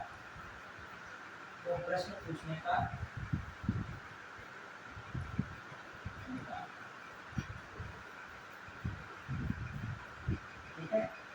तो सरकार से मिलेगा, सरकार या वायसराय से प्रश्न पूछने का अधिकार, ठीक है। फिर लिख सकते हो 6 दिन पूर्व सूचित करना होगा, 6 दिन पूर्व नोटिस देनी, ठीक है। 6 दिन पूर्व क्या होगी, नोटिस, ठीक है। फिर आ जाइए, ये क्या 6 दिन पूर्व नोटिस देनी पड़ेगी जब आपको प्रश्न पूछना है। फिर आ जाइए, जो इसको हम और तरीके से देखें, और मैंने भी एक बात बताई थी, सबसे ज़्यादा पूछा था यहीं से क्वेश्चन, बजट पर बहस करने, मतलब कार्यकारिणी के भारतीय सदस्यों को बजट पर बहस करने और प्रश्न पूछने का क्या दिया गया, अधिकार दिया। बजट पर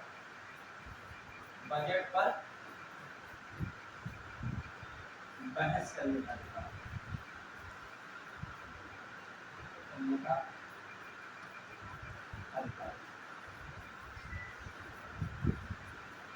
ठीक है। बजट पर बहस करने का अधिकार, हर एक्ट से जो है आप कुछ पॉइंट्स याद रखो जो पूछे जाते हैं बार बार। क्लियर, आपको बहुत विद्वान नहीं होना ना, इसमें पीएचडी नहीं करनी क्वालिटी से, यदि करनी है तो बात ये अलग है, आपका अलग वो मुद्दा है। यदि आपको नॉलेज रखना है तो हर एक्ट के बारे में, हर टॉपिक के बारे में उतना पता हो कम से कम जो एग्जाम में बार बार पूछा जा रहा हो, ठीक है। फिर आ जाइए अगला, और एक चीज़ और है, क्वालिटी मैथ समझो जीएस की, यदि आपको आती है तो नंबर पूरे देके जाती है। यदि 28 क्वेश्चन आए तो 27, 24, 25 करते हैं स्टूडेंट। हिस्ट्री में पता नहीं कौन सा कब मृत्यु किसकी जन्म, कुछ पूछ ले घुमा के, इसमें है संसद है तो वही तो भारतीय संसद के सारे प्रोविजंस पता है, सारी बातें पता है, तो क्या आप पूछेंगे बताइए। और बार बार इतनी बार क्वेश्चन पूछ लिए, 10-15 हज़ार लगा डाले इंडियन कॉन्स्टिट्यूशन में, तो क्या है वही घुमा के सब पूछेंगे। आप एक बार सिलेबस खत्म होने देखो, कहीं से कुछ भी क्वेश्चन आएगा, जहाँ पेपर आप देखोगे सबसे ज़्यादा पॉलिटी अटैक करोगे, पॉलिटी में सबसे जल्दी तुम्हारा मन होगा खोले पन्ना क्या शुरू हो जाए, और सबसे ज़्यादा स्कोर भी वहाँ करोगे। हम भी स्कोर क्वालिटी में बहुत ज़्यादा कर ले जाते हैं, तो इसमें एकदम सटीक होता है बस, लेकिन उसमें पढ़ा कायदे से, बस दिक्कत क्या है। और बहुत सटीक है, 2-3 आयोग की बुक्स हैं, लक्ष्मीकांत है, घटना चक्र है, परीक्षावाड़ी है, बख्शी की है, इन्हीं से वो कंटेंट जो है क्या करता है, सीधे से लाइनें उठा देता है कठिन क्वेश्चंस की। बस उतना ही आपको कवर करना है, ठीक है। हिस्ट्री से पता नहीं किसका, हिस्ट्री में भी पता नहीं किसका जो उठा लिया सेंटेंस कोटेशन उठा लिया। अपनी विवेकानंद की किताब पढ़ोगे, कि बी आर अम्बेडकर की पर्सनल किताब पढ़ोगे, कि जो है सुभाष चंद्र बोस की जो किताब पढ़ोगे, हिटलर की किताब पढ़ने लगे, कि महात्मा गांधी की सारी किताबें पढ़ डाले, माई एक्सपीरियंस विद ट्रूथ, फिर ये कब पढ़ोगे, उसमें तो पता कौन सी statement my experience with truth book की दे दी लाइन, आप कह रहा है ये किसका कथन है, आप बता पाओगे। पॉलिटी में कोई ऐसे कथन तो नहीं पूछे जाते आदर है, जो कथन है वो सब किसमें आदर आते हैं, किसका विषय है, हिस्ट्री का है। नौकरी पा जाना तो सारी किताबें पढ़ना वो आपका व्यक्तिगत विषय है, लेकिन अभी आपका क्या है, सिलेबस पढ़ नहीं पा रहे स्टूडेंट। हम कहते हैं आज बच्चों आप लोग जो है ज्ञान योग पढ़ के आना, विवेकानंद जी कहते किताब ज्ञान योग पढ़ के आना, ज्ञान योग खरीदोगे अकेला में इतनी वो किताब मिलेगी, पन्ना पढ़ के इतना छोटा छोटा लिखा होगा, तुम 2 पन्ना पढ़ के सो जाओगे, ठीक है। तो ये सब चीज़ें अभी विकसित भी नहीं होंगी, धीरे धीरे पढ़ोगे। आइए, और शौकीन में नोबल्स ले लें, नोबेल में इतने नोबल्स हो जाएंगे, किताब इतनी जुड़ी हुई महापुरुषों की है, वही पढ़ डालो बहुत नोबल्स है। लेकिन जब समय मिले तो 2-3 बुक को टारगेट बनाओ, अपना साइड में क्या कर सकते हो, पढ़िए उसको। आइए अब देखते हैं गांधी जी का है, गांधी जी की किताब बहुत उल्लेख मिल रहा है। देख गांधी जी अहिंसावादी थे। गांधी जी कहते थे, जो गांधी जी का जो आप देखोगे पूरा कॉन्सेप्ट, उसमें सबसे ज्यादा प्रधानता गांधी किसको दी है, अहिंसा को दी है, अहिंसा और सत्याग्रह। अहिंसा को गांधी जी क्या मानते थे, हर चीज का शत्रु उनका क्या था, अहिंसा।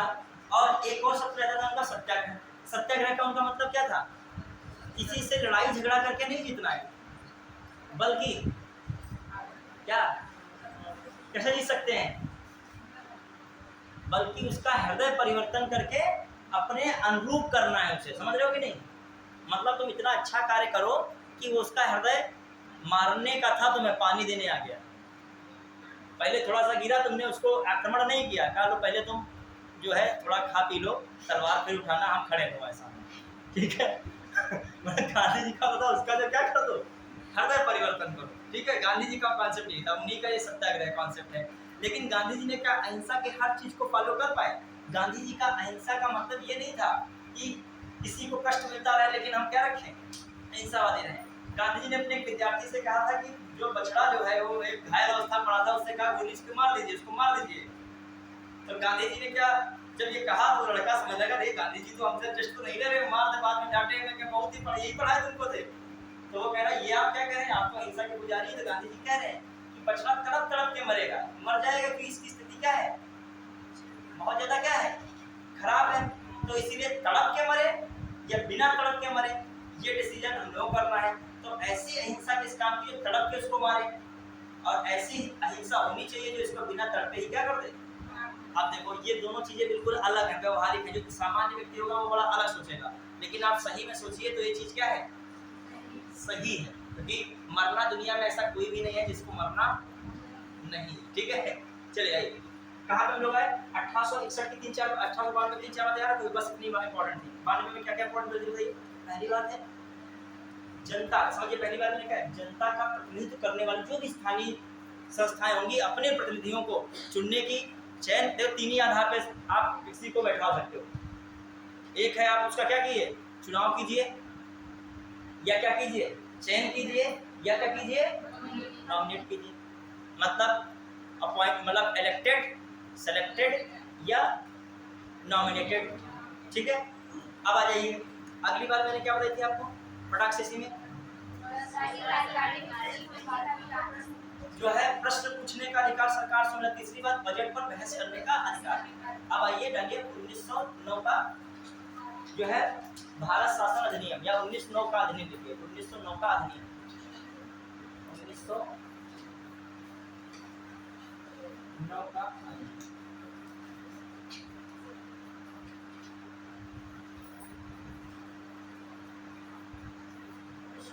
ध्यान दीजिएगा 1909 का अधिनियम क्या कह रहा है, ध्यान दीजिए। हाँ देखिए 1909 के अधिनियम में से पहली पॉइंट क्या बात है, पहली बात जो वायसराय की परिषद थी, और उधर जो भारत मंत्री, जिसे भारत मंत्री का मतलब भारत राज्य सचिव, उसे भारत मंत्री भी कहा गया क्योंकि वो वहाँ किस स्तर का था, कैबिनेट। और कैबिनेट कब क्या होगा, कैबिनेट स्तर का मतलब कैबिनेट का सदस्य मतलब क्या कहा था, मंत्री होता है। तो भारत मंत्री को या भारत राज्य सचिव, तो भारत मंत्री की परिषद तथा वायसराय की कार्यकारिणी परिषद में भारतीयों को क्या किया गया, शामिल किया गया। पहली बार भारत में भारत मंत्री की परिषद तथा वायसराय की कार्यकारिणी परिषद में भारतीयों को क्या किया गया, शामिल किया गया। दूसरी बात इसकी इंपॉर्टेंट है, जो विधायी परिषद थी उनमें सदस्यों की संख्या क्या की गई, बढ़ाई गई। विधायी परिषद में सदस्यों की संख्या क्या की गई, बढ़ाई गई। तीसरी सबसे इंपॉर्टेंट बात है, जिस चीज का शुभारंभ हुआ उसने कहीं ना कहीं भारतीय विभाजन में भूमिका निभाई। वो कौन सी चीज है, पृथक निर्वाचन की व्यवस्था का शुभारंभ कहां से हुआ, 1909 के अधिनियम से। मतलब वर्गों समुदायों के आधार पर पृथक प्रतिनिधित्व होना चाहिए, अलग अलग प्रतिनिधित्व। इसमें सबसे पहला पृथक निर्वाचन किसके लिए व्यवस्था की गई, मुस्लिमों के लिए। मुस्लिमों के लिए सर्वप्रथम पृथक निर्वाचन की व्यवस्था अपनाई गई कहां पर, मार्ले जो है कौन सा, 1909 का अधिनियम। अच्छा, ये बात जो जोड़ी गई थी वो मार्ले मिंटो सुधार अधिनियम के जोड़ी गई थी। किसके साथ जोड़ी गई थी, मार्ले मिंटो सुधार। अच्छा, मार्ले कौन है, मिंटो कौन है। अब देखो, जैसे मान लीजिए शासन होता है, शासन में प्रधानमंत्री और राष्ट्रपति होते हैं, खासकर केंद्र में जाओगे। ऐसे भारत में जोड़ी चलती थी, भारत का राष्ट्र सचिव होता था और क्या होता, वायसराय। तो जो भी अधिनियम बनते थे दो के नाम से बनते थे। मार्ले मिंटो दो नाम नहीं है, एक नाम नहीं है, दो नाम है। मार्ले कौन है, भारत के राज सचिव, और मिंटो कौन है, वायसराय।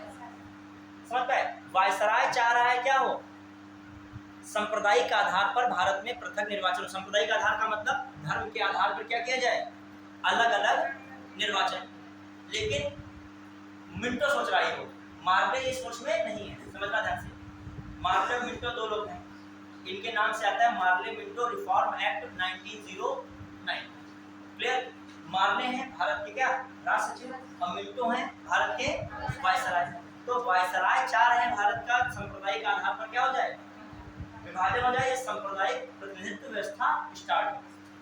लेकिन मार्ले ये नहीं चाह रहे, और इसी अधिनियम के कारण बाद में पाकिस्तान क्या जाता है, एक अलग देश बनता है। एक बार क्वेश्चन आया, भारत के विभाजन में निम्नलिखित में से कौन सा संवैधानिक अधिनियम कारण बना, तो उसमें टिक मारना किसको था, 1909 का अधिनियम, या मार्ले मिंटो सुधार अधिनियम। आइए इसमें बात, सबसे पहली बात क्या है, भारत मंत्री की परिषद तथा दूसरे कौन है, वायसराय की कार्यकारिणी परिषद में भारतीयों को शामिल किया गया।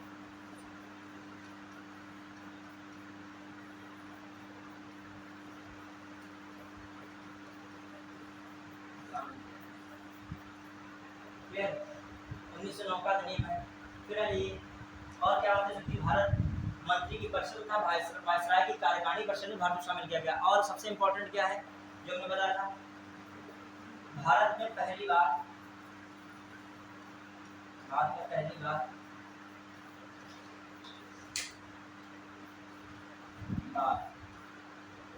मुस्लिमों के लिए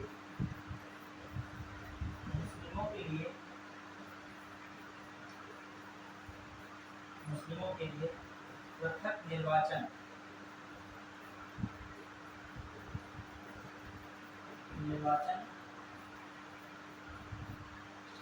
की व्यवस्था। देखा सीधा सीधा मतलब क्या है, किसको बढ़ावा दिया गया, सांप्रदायिक, इसको लिख सकते हैं, किसको बढ़ावा दिया गया, सांप्रदायिक प्रतिनिधि, ये सांप्रदायिकता को बढ़ावा दिया। क्या, किसका बढ़ावा दिया, किसको दिया गया, कम्युनिज्म को बढ़ावा दिया। किसको बढ़ावा दिया गया, इसके द्वारा सांप्रदायिकता को बढ़ावा दिया।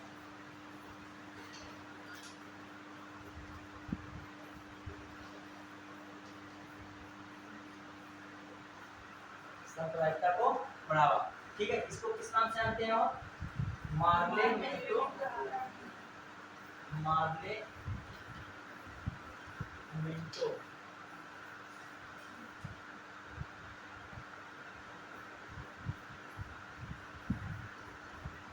पार्लियामेंट को सुधार और इसमें मार्ले कौन थे? राज्य सचिव, भारत के राज्य सचिव।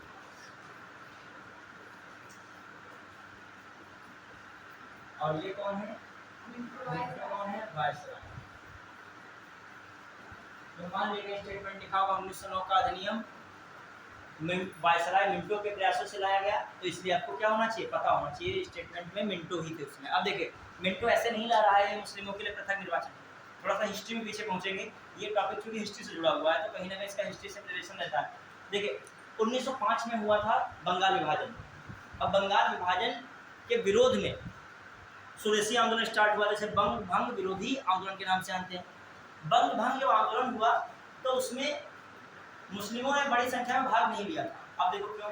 जब बंगाल विभाजन हुआ तो डिवाइडेशन कर दिया गया बंगाल का, एक तरफ मुस्लिम संख्या थी, एक तरफ किसकी थी? हिंदुओं की।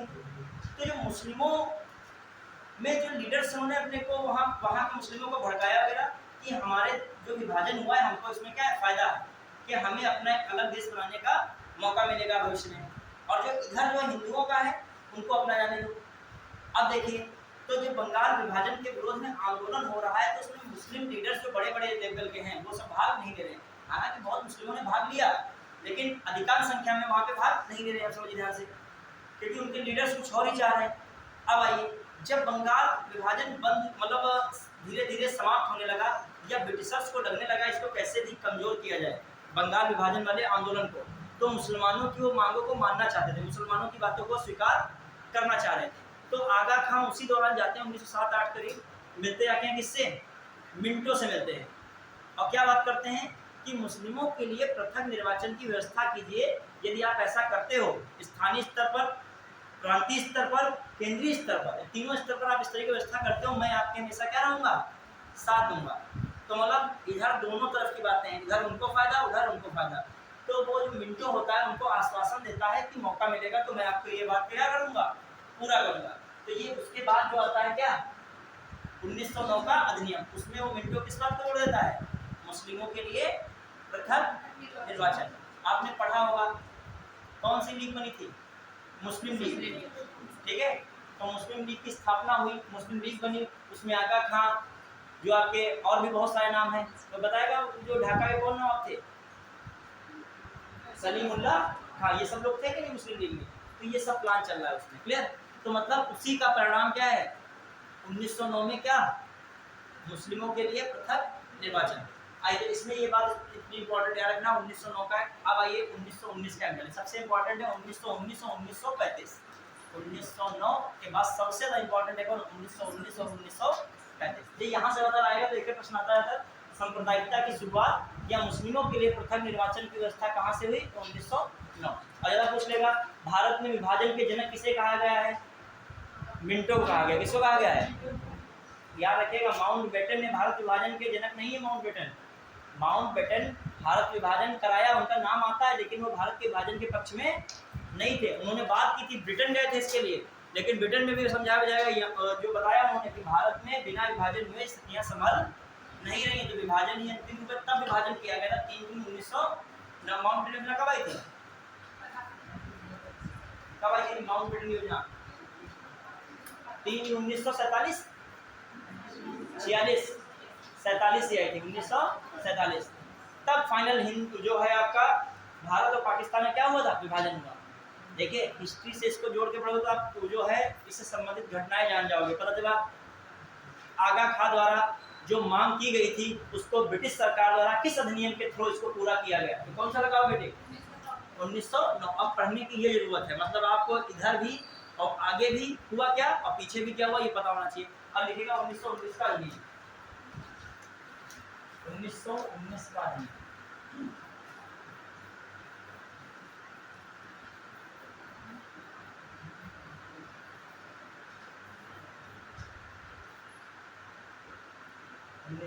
का अधिनियम, ठीक है। देखो इसको कहा था मॉन्टेग्यू चेम्सफोर्ड सुधार अधिनियम। इसे अन्य क्या नाम दिया गया?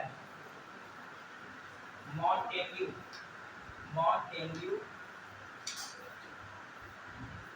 चेम्सफोर्ड सुधार अधिनियम। अब थोड़ा सा देखिए, मुझे लास्ट का टाइम बचता है, कब अभी 15 मिनट अभी हम थोड़ा सा लेंगे कि हमने 15 मिनट क्लास इसकी फोन पे से डिले हुई थी। देखिए तो आप ध्यान दीजिएगा इसमें क्या क्या पॉइंट्स हैं इंपॉर्टेंट। पहली बात क्या इंपॉर्टेंट है, फटाफट देखिए। सबसे पहली बात है मॉन्टेग्यू चेयरफुट सुधार अधिनियम में इसमें बात की क्या जा रही है कि भारतीयों को प्रशासन में अधिक संख्या में रखा जाएगा। जो भी ब्रिटिश प्रशासन जो भारत में है उसमें भारतीयों की भागीदारी क्या की जाएगी, बढ़ाई जाएगी। मतलब भारतीय ब्रिटिश प्रशासन में भारतीयों की भागीदारी बढ़ाई जाएगी। किसकी बात हो रही है, प्रशासन में किसकी भागीदारी बढ़ाई जाएगी, प्रशासन में भारतीयों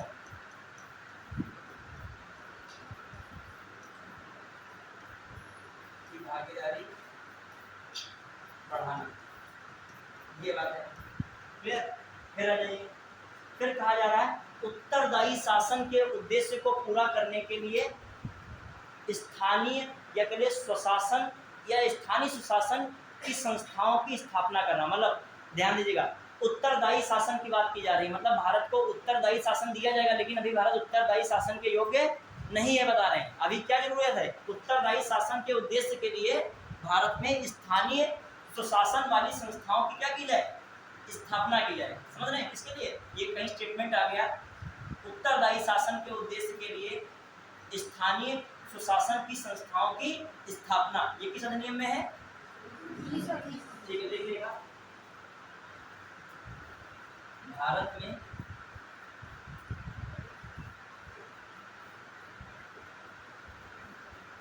उत्तरदायी शासन के लिए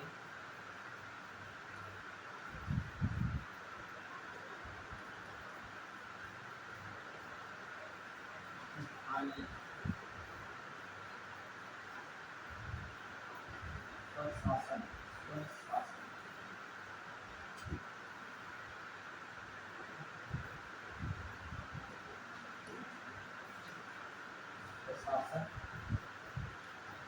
की संस्थाओं की स्थापना,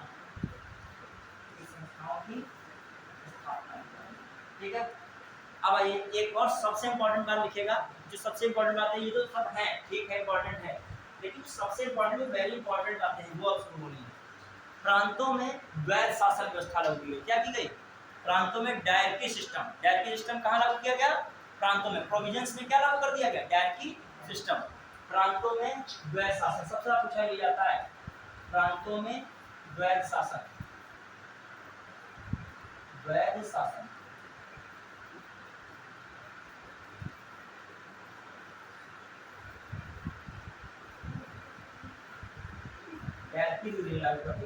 द्वैध शासन का मतलब कि प्रांतों को बहुत सारे कानून अपने आप नहीं बनाएंगे, बहुत सारे कानून जो गवर्नर बनाएगा, जो गवर्नर मतलब भारत का जो होगा, मतलब गवर्नर जनरल वायसराय, उसके अनुरूप प्रांतों को कानून मानने पड़ेंगे, और कुछ कानून प्रांत अपने आप क्या कर सकते हैं, बना सकते हैं। मतलब दोहरा शासन कहाँ लागू होगा, प्रांतों में। तो केंद्र में द्विसदनीय व्यवस्था, केंद्र में दोहरा शासन, द्विसदनीय व्यवस्था, शासन में दो सदनी व्यवस्था, द्विसदनी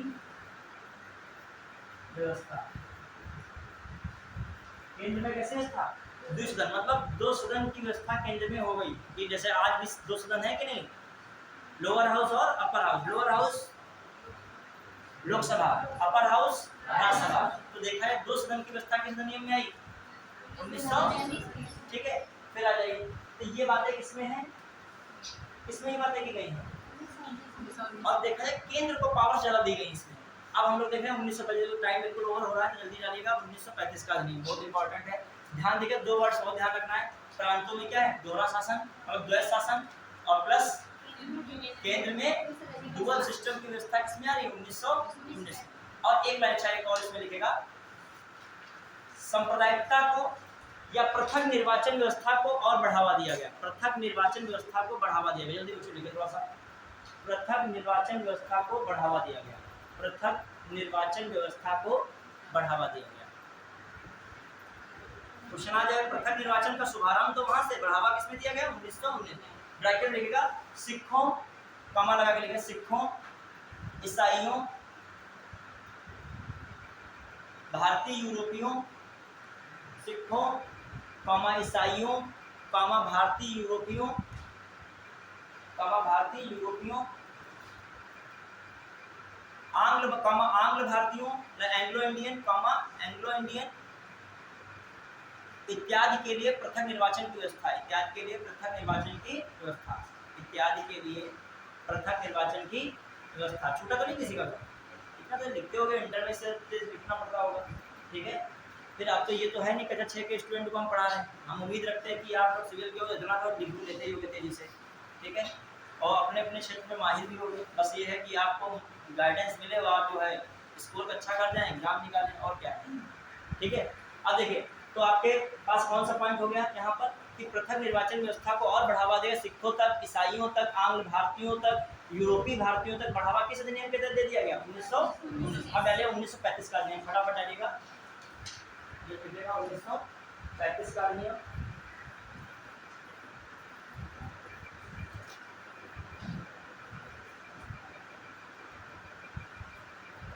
भारतीय संविधान का स्रोत है, क्या है? भारतीय संविधान का, ठीक है। फिर जो भारतीय संविधान का मुख्य स्रोत कौन कहा जाता है? अधिकांश प्रोविजन कहाँ से लेंगे? भारत जो है 1935 के अधिनियम से। एक लिखिएगा पॉइंट इसमें इंपॉर्टेंट है, अखिल भारतीय संघ की स्थापना, अखिल भारतीय संघ की स्थापना,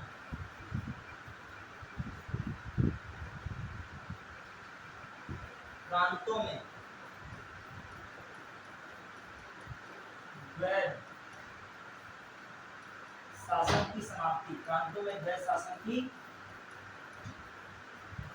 समाप्ति, प्रांतों में कैसा द्वैध शासन जो हो गया होगा समाप्त हो गया, ठीक है। प्रांतों को स्वायत्तता मिली, प्रांतों को स्वायत्तता, देखिए जैसे दो विषय रखे गए, एक आरक्षित विषय थे, विषय एक कौन था? हस्तांतरित, हस्तांतरित विषय, इसी से अच्छा करेंगे आगे जब पढ़ाएंगे और करेंगे। हस्तांतरित विषय में से आपके हाथ जो कौन है? आरक्षित विषय में जो प्रतिरक्षा था, विदेशी मामले थे, ये आरक्षित थे, जिसपे जो है मेन केंद्र ही शाखा क्या बनाएगा? कानून बनाएगा, क्लियर। अब आइए थोड़ा देखिएगा, सबसे क्वेश्चन जरा पूछा था, प्रांतों को आंतरिक स्वायत्तता कब मिली? है प्रांतों को ऑटोनोमस बॉडी के रूप में कब बनाया गया? किस एक्ट के थ्रू? 1935, क्लियर। आज भी प्रांतों को स्वायत्तता है कि नहीं? वैकेंसी अपने अकॉर्डिंग निकालते हैं कि केंद्र से पूछ के निकालते हैं, राज्य सूची के जो विषय में कानून बनाना होता है केंद्र से पूछ के करते हैं क्या? नहीं।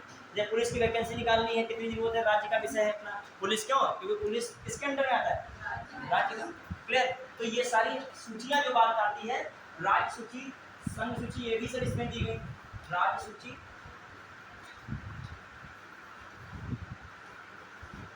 संघ सूची, और कौन है? समवर्ती सूची, राज्य सूची हो गई, संघ सूची हो गई, समवर्ती सूची हो गई। ये किसका विषय मामला हो गया? अजय राज्य सूची में है सपोज। अरे समवर्ती का थोड़ा सा जिक्र बाद में आता है, यहाँ पे विशिष्ट सूची लिखते हैं। कौन सी सूची लिखेगा? या अवशिष्ट, अवशिष्ट सूची, अवशिष्ट शक्तियाँ लिखो, अवशिष्ट शक्तियाँ, ये अलग ही रहती है आज भी। हाँ देखिए, कुछ राज्य सूची के मामले हैं, संघ सूची में भी, जैसे कुछ संघ सूची में कौन थे? रेलवे है, डाक है, उसमें भी त्याग नहीं है, रेलवे डाक, रेलवे डाक, ये सब चीजें। और ऊपर जो इसमें देखें हम लोग, जैसे आज भी पुलिस है। अच्छा, शिक्षा संवर्ती में आज है, यहाँ पे क्या था? शिक्षा, मतलब जो भारत में वर्तमान में देख रहे हो कि जो शेड्यूल 7 में 3 सूचियां बताई गई हैं, संघ सूची, राज्य सूची, संवर्ती सूची। उसमें से संघ और राज्य सूची का मामला किसमें देखने को मिलता है? कहाँ से? 1935 के अधिनियम से। और संवर्ती सूची जो भारतीय संविधान में लाई गई, वो कहाँ से लाई गई? ऑस्ट्रेलिया से। कहाँ से लाई गई? ऑस्ट्रेलिया से, क्लियर। तो दिमाग में क्या, वर्तमान में से राज्य सूची में कितने विषय हैं आजकल? राज्य सूची में कितने विषय बताइए? 61। क्लियर? कितने विषय हैं? 61। और समवर्ती सूची में कितने? 52, 52। और जो आपका संघ सूची उसमें 100। कितने? 100। समझ रहे? तो बात की बातें भी पढ़ाएंगे, शेड्यूल उसमें आएगा ये, लेकिन यहाँ सूत्रपात हो रहा है, वहाँ बहुत सारे विषय बताएंगे तो फिर बता रहे हैं। आइए फिर आइए, जो है राज्यों में द्विसदनीय व्यवस्था हो रही है। राज्यों में कैसी हो रही है? राज्यों में द्विसदनीय व्यवस्था, राज्यों में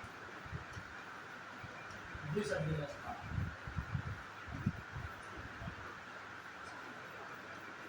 देखिए जैसे इस समय उत्तर प्रदेश में विधानसभा विधान परिषद है कि नहीं? ठीक है, विधानसभा है और क्या? विधान परिषद। क्लियर? ऐसे हर राज्य में हालांकि द्विसदन नहीं है। जैसे आपके उत्तर प्रदेश में है वर्तमान में, कर्नाटक में है, आंध्र प्रदेश में है, तेलंगाना में है, बिहार में है और महाराष्ट्र में है।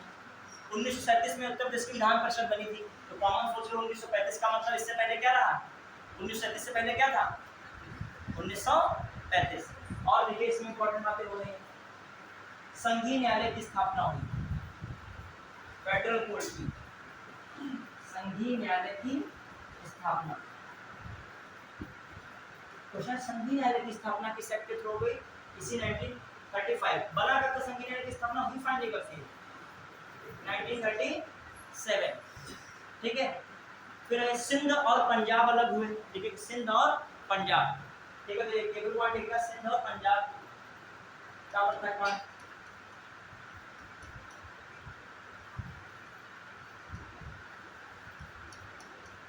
सिंध और पंजाब का पृथककरण।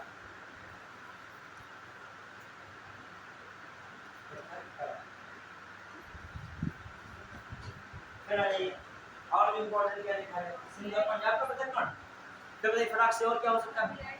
आरबीआई की स्थापना हो रही है। किसकी स्थापना हो रही है? आरबीआई की स्थापना। और भारत से बर्मा अलग हुआ इसी दिन के द्वारा। भारत से बर्मा अलग, भारत से बर्मा अलग अलग। ठीक है, ये सब बातें किसमें है? अब आइए, भारत स्वतंत्रता अधिनियम में इतना कुछ खास है नहीं। जब आप हिस्ट्री का विषय, जब भारत का विभाजन पूरा पढ़ोगे तो भारत स्वतंत्रता अधिनियम का जो कहाँ आता है? वहाँ पर आता है। थोड़ा सा इस कहानी सुनिए 2 मिनट के लिए। भारत स्वतंत्रता अधिनियम में फाइनली बस एक ही चीज निकल के आती है, भारत और पाकिस्तान दो अलग जो है देश का क्या हो रहा है? निर्माण हो रहा है। भारत है और एक दूसरा कौन देश है? पाकिस्तान है। क्लियर? ये बात आ रही है। 15 अगस्त 1947 को क्या हो गया था? फाइनल हो गया था। भारत अपना एक अलग देश होगा, उसकी अपनी संप्रभुता होगी। वो ब्रिटेन के कॉमनवेल्थ में शामिल जरूर है, लेकिन जब चाहेगा उससे क्या हो सकता है? बाहर आ सकता है। ये सब बातें आई थी। तो भारत स्वतंत्रता अधिनियम में क्या है? भारत की स्वतंत्रता, बस उसमें यही है मेन, भारत की स्वतंत्रता। वो कहाँ का टॉपिक है देखा जाए? हिस्ट्री में पढ़ोगे। मैं थोड़ा 1-2 मिनट में बता रहा हूँ। जैसे वहाँ पर सरकार थी लेबर पार्टी की। कहाँ पर? ध्यान दीजिएगा, ब्रिटेन में। तब भारत को आज़ादी देखा जाए लेबर पार्टी नहीं मिली। वहाँ पे 3 पार्टियां मेन थी। एक थी आपकी लेबर पार्टी, एक थी कंजर्वेटिव पार्टी, एक थी लिबरल पार्टी। जब आप साइमन कमीशन हिस्ट्री में पढ़ोगे तो साइमन कमीशन में 4 जो थे, conservative party, 2 labour party, 1 liberal party. कुल कितने सदस्य थे? 7। और 7 के 7 अंग्रेज थे, विदेशी थे। इसीलिए भारत आए थे तो इनका क्या हुआ था? विरोध हुआ था। क्लीमेंट एटली भी उसमें एक सदस्य था साइमन कमीशन में। वही क्लीमेंट एटली बाद में क्या हुआ? पीएम हुआ। तो क्लीमेंट एटली ने कहा था फरवरी 1948 तक भारत को स्वतंत्र क्या कर देंगे? घोषित कर देंगे। लेकिन जुलाई 1947 में वहां पर भारत स्वतंत्रता अधिनियम, ये कानून जो क्या हो गया? पास हो गया। उसमें निर्धारित किया गया कि 15 अगस्त को भारत को क्या कर दिया जाएगा? आजाद कर दिया जाएगा। समझ पाए? और इस कहानी से पहले 3 जून 1947 को भारत का विभाजन हुआ था, जिसे कहा था लॉर्ड माउंटबेटन योजना। ये पूरा 1947 का अधिनियम किसमें चला जाता है? हिस्ट्री में चला जाता है। कहाँ चला जाता है? अगर थोड़ा जल्दी बोलता हूँ इस मामले में घबरा जाते हो, सब क्या बोले दे रहे हैं। धीरे धीरे कनेक्ट करो, हर चीज़ क्या होगी? धीरे धीरे कनेक्ट होगी। तो जैसे मान लीजिए मैंने बोला कि साइमन कमीशन तुम नहीं भी लिख पाए, नहीं भी याद कर पाए, तुम सोचते हो कि हर एक चीज़ यादें हो जाती है। सत्संग सुनोगे कि हर लाइन तुमको लाइन टू लाइन तुमको यादें हो जाएगी, तुम खुद ही नहीं प्रवक्ता हो जाओगे उनकी जगह पर बैठ के। तो केवल उनकी बातों को सुन लीजिए, समझ लीजिए, जहाँ पे वो इम्प्लीमेंट कर लीजिए। अब हमने जैसे बताया साइमन कमीशन, नए बच्चे कहेंगे ये पुराने वाले बच्चों को याद रहता है, जल्दी जल्दी, ऐसा नहीं होता है। आप जाने तो कुछ साइमन कमीशन होता है, आप जाने तो सर ने कोई 3 पार्टियां बताई थी। एक का पार्टी का नाम भूल गए, लेकिन लिबरल पार्टी का नाम कहीं आया तो दिमाग आया, लिबरल कुछ वर्ड सुन रहे थे। यदि मैंने कहा कंजर्वेटिव पार्टी और लेबर पार्टी, तुमको ये अलग से नॉलेज मिलता है। ये इससे इतर में थोड़ा सा मतलब इसको समझाने में थोड़ा सा वो भी पढ़ा देता हूँ। अब बताओ बिल्कुल टू द पॉइंट रहे, जो भी उधर का इधर का ना इसमें समझाए तो भी दिक्कत, समझाए तो तुम्हारे दिमाग में बाउंस होने लगेगा, उससे जल्दी पढ़ा देते हैं, हमारे परेशान हो जाए, ये नहीं होता है। सिविल के स्टूडेंट थोड़ा सा स्पीड रखो और थोड़ा सा दिमाग में बहुमुखी रखो, चौमुखी से कहते हो, चौमुखी मतलब चारों तरफ दिमाग। इसलिए जब मैं बता रहा हूँ हिस्ट्री को इससे जोड़ रहा हूँ कि भारत स्वतंत्रता अधिनियम 1947 के अनुसार भारत क्या हुआ, आज़ाद हुआ था 15 अगस्त को। लेकिन मैंने उसकी कहानी क्या बताई, क्लीमेंट एटली बताया। और क्लीमेंट एटली कौन है उसमें, ब्रिटेन के पीएम। उन्होंने कहा कि फरवरी 1948 में आज़ाद होगा भारत। लेकिन जब देखा गया भारत में आज़ादी की स्थितियाँ पहले ही बनने लगी हैं, तो उन्होंने 15 अगस्त को ही भारत को आज़ाद करने का निर्णय लिया। किसके थ्रू, भारत स्वतंत्रता अधिनियम कहाँ पास हुआ, ब्रिटेन में। भारत स्वतंत्रता विधेयक था और पास होने के बाद वो विधेयक क्या बन जाता है, अधिनियम। ये कब पास हुआ, जुलाई 1947। सीधा मतलब भारत की आज़ादी के समय ब्रिटेन के प्रधानमंत्री कौन थे, एटली थे। पार्टी उनकी कौन थी, लेबर पार्टी थी। कौन सी पार्टी थी, और मैंने आपको थोड़ा साइमन कमीशन में बता दिया। 1947 में साइमन कमीशन का गठन हुआ। 28 में क्या हुआ था, भारत आया था। साइमन कमीशन में कितने सदस्य थे, 7। इसलिए बताया क्वेश्चन अभी समीक्षा अधिकारी में द्वितीय साइमन कमीशन का आया था। तो साइमन कमीशन पता पूछ ले इनमें से कौन किस पार्टी के सदस्य थे या कितने थे, ऐसे घुमा के बात पूछ ले। एक पहले लिखे, साइमन कमीशन 3 फरवरी 1928 को बंबई पहुंचा। फिर आए अगला सेंटेंस, साइमन कमीशन में लिबरल पार्टी के 4 सदस्य, कंजर्वेटिव पार्टी के 2 सदस्य और लेबर पार्टी का 1 सदस्य सहित कुल 7 विदेशी सदस्य थे। फिर तीसरा पॉइंट लिखा हो, इसमें सभी सदस्य विदेशी थे, इसीलिए भारतीयों ने साइमन गो बैक का नारा देते हुए बहिष्कार किया। तो इसमें तुम जान गए, वहां पे लिखा 1 2 1 2 3 1 3, केवल 2 ऐसे तरीके दे दिया। आपको पता है पहला और तीसरा मैंने क्या बोला है, सही बोला है, लेकिन दूसरा वाला क्या बोला है, गलत बोला है। अभी जो मैंने कहा था, मैं क्या बोल रहा हूँ, लिबरल पार्टी कितने बोल रहा हूँ, 4। वहां मैंने कितना बोला था, 1। अब ये चीजें दिखाई नहीं दे, तो आपको अलग से मैं बता रहा हूँ, कुछ नॉलेज हो जाए। हर चीज नहीं लिखवाना होगा, क्या से आराम से लिखवाएंगे। अब कुछ हमको बताने के और नॉलेज देने का तो छूट दो, पर कितने सिकोड़ेगा वो, हम बता सोचे कि हर चीज़ इनको वही बताई जाए जो क्या हो सके, लिखाई जाए। ठीक है, तो आज के बच्चों इतना ही। फिर मिलते हैं। आज जो टास्क हमें जो में दिया गया था उसको आप कर लीजिएगा, एक बार रिवाइज कीजिएगा। मैं पीडीएफ के क्वेश्चन आंसर की डाल दूंगा, आप लोग ट्राई कीजिएगा उससे। और जो नहीं लगे, कुछ डाउट लगे, वो जब मैं नेक्स्ट क्लास आऊँ कभी भी आप ऑफ क्लास के बाद डिस्कस कर सकते हो। ठीक है।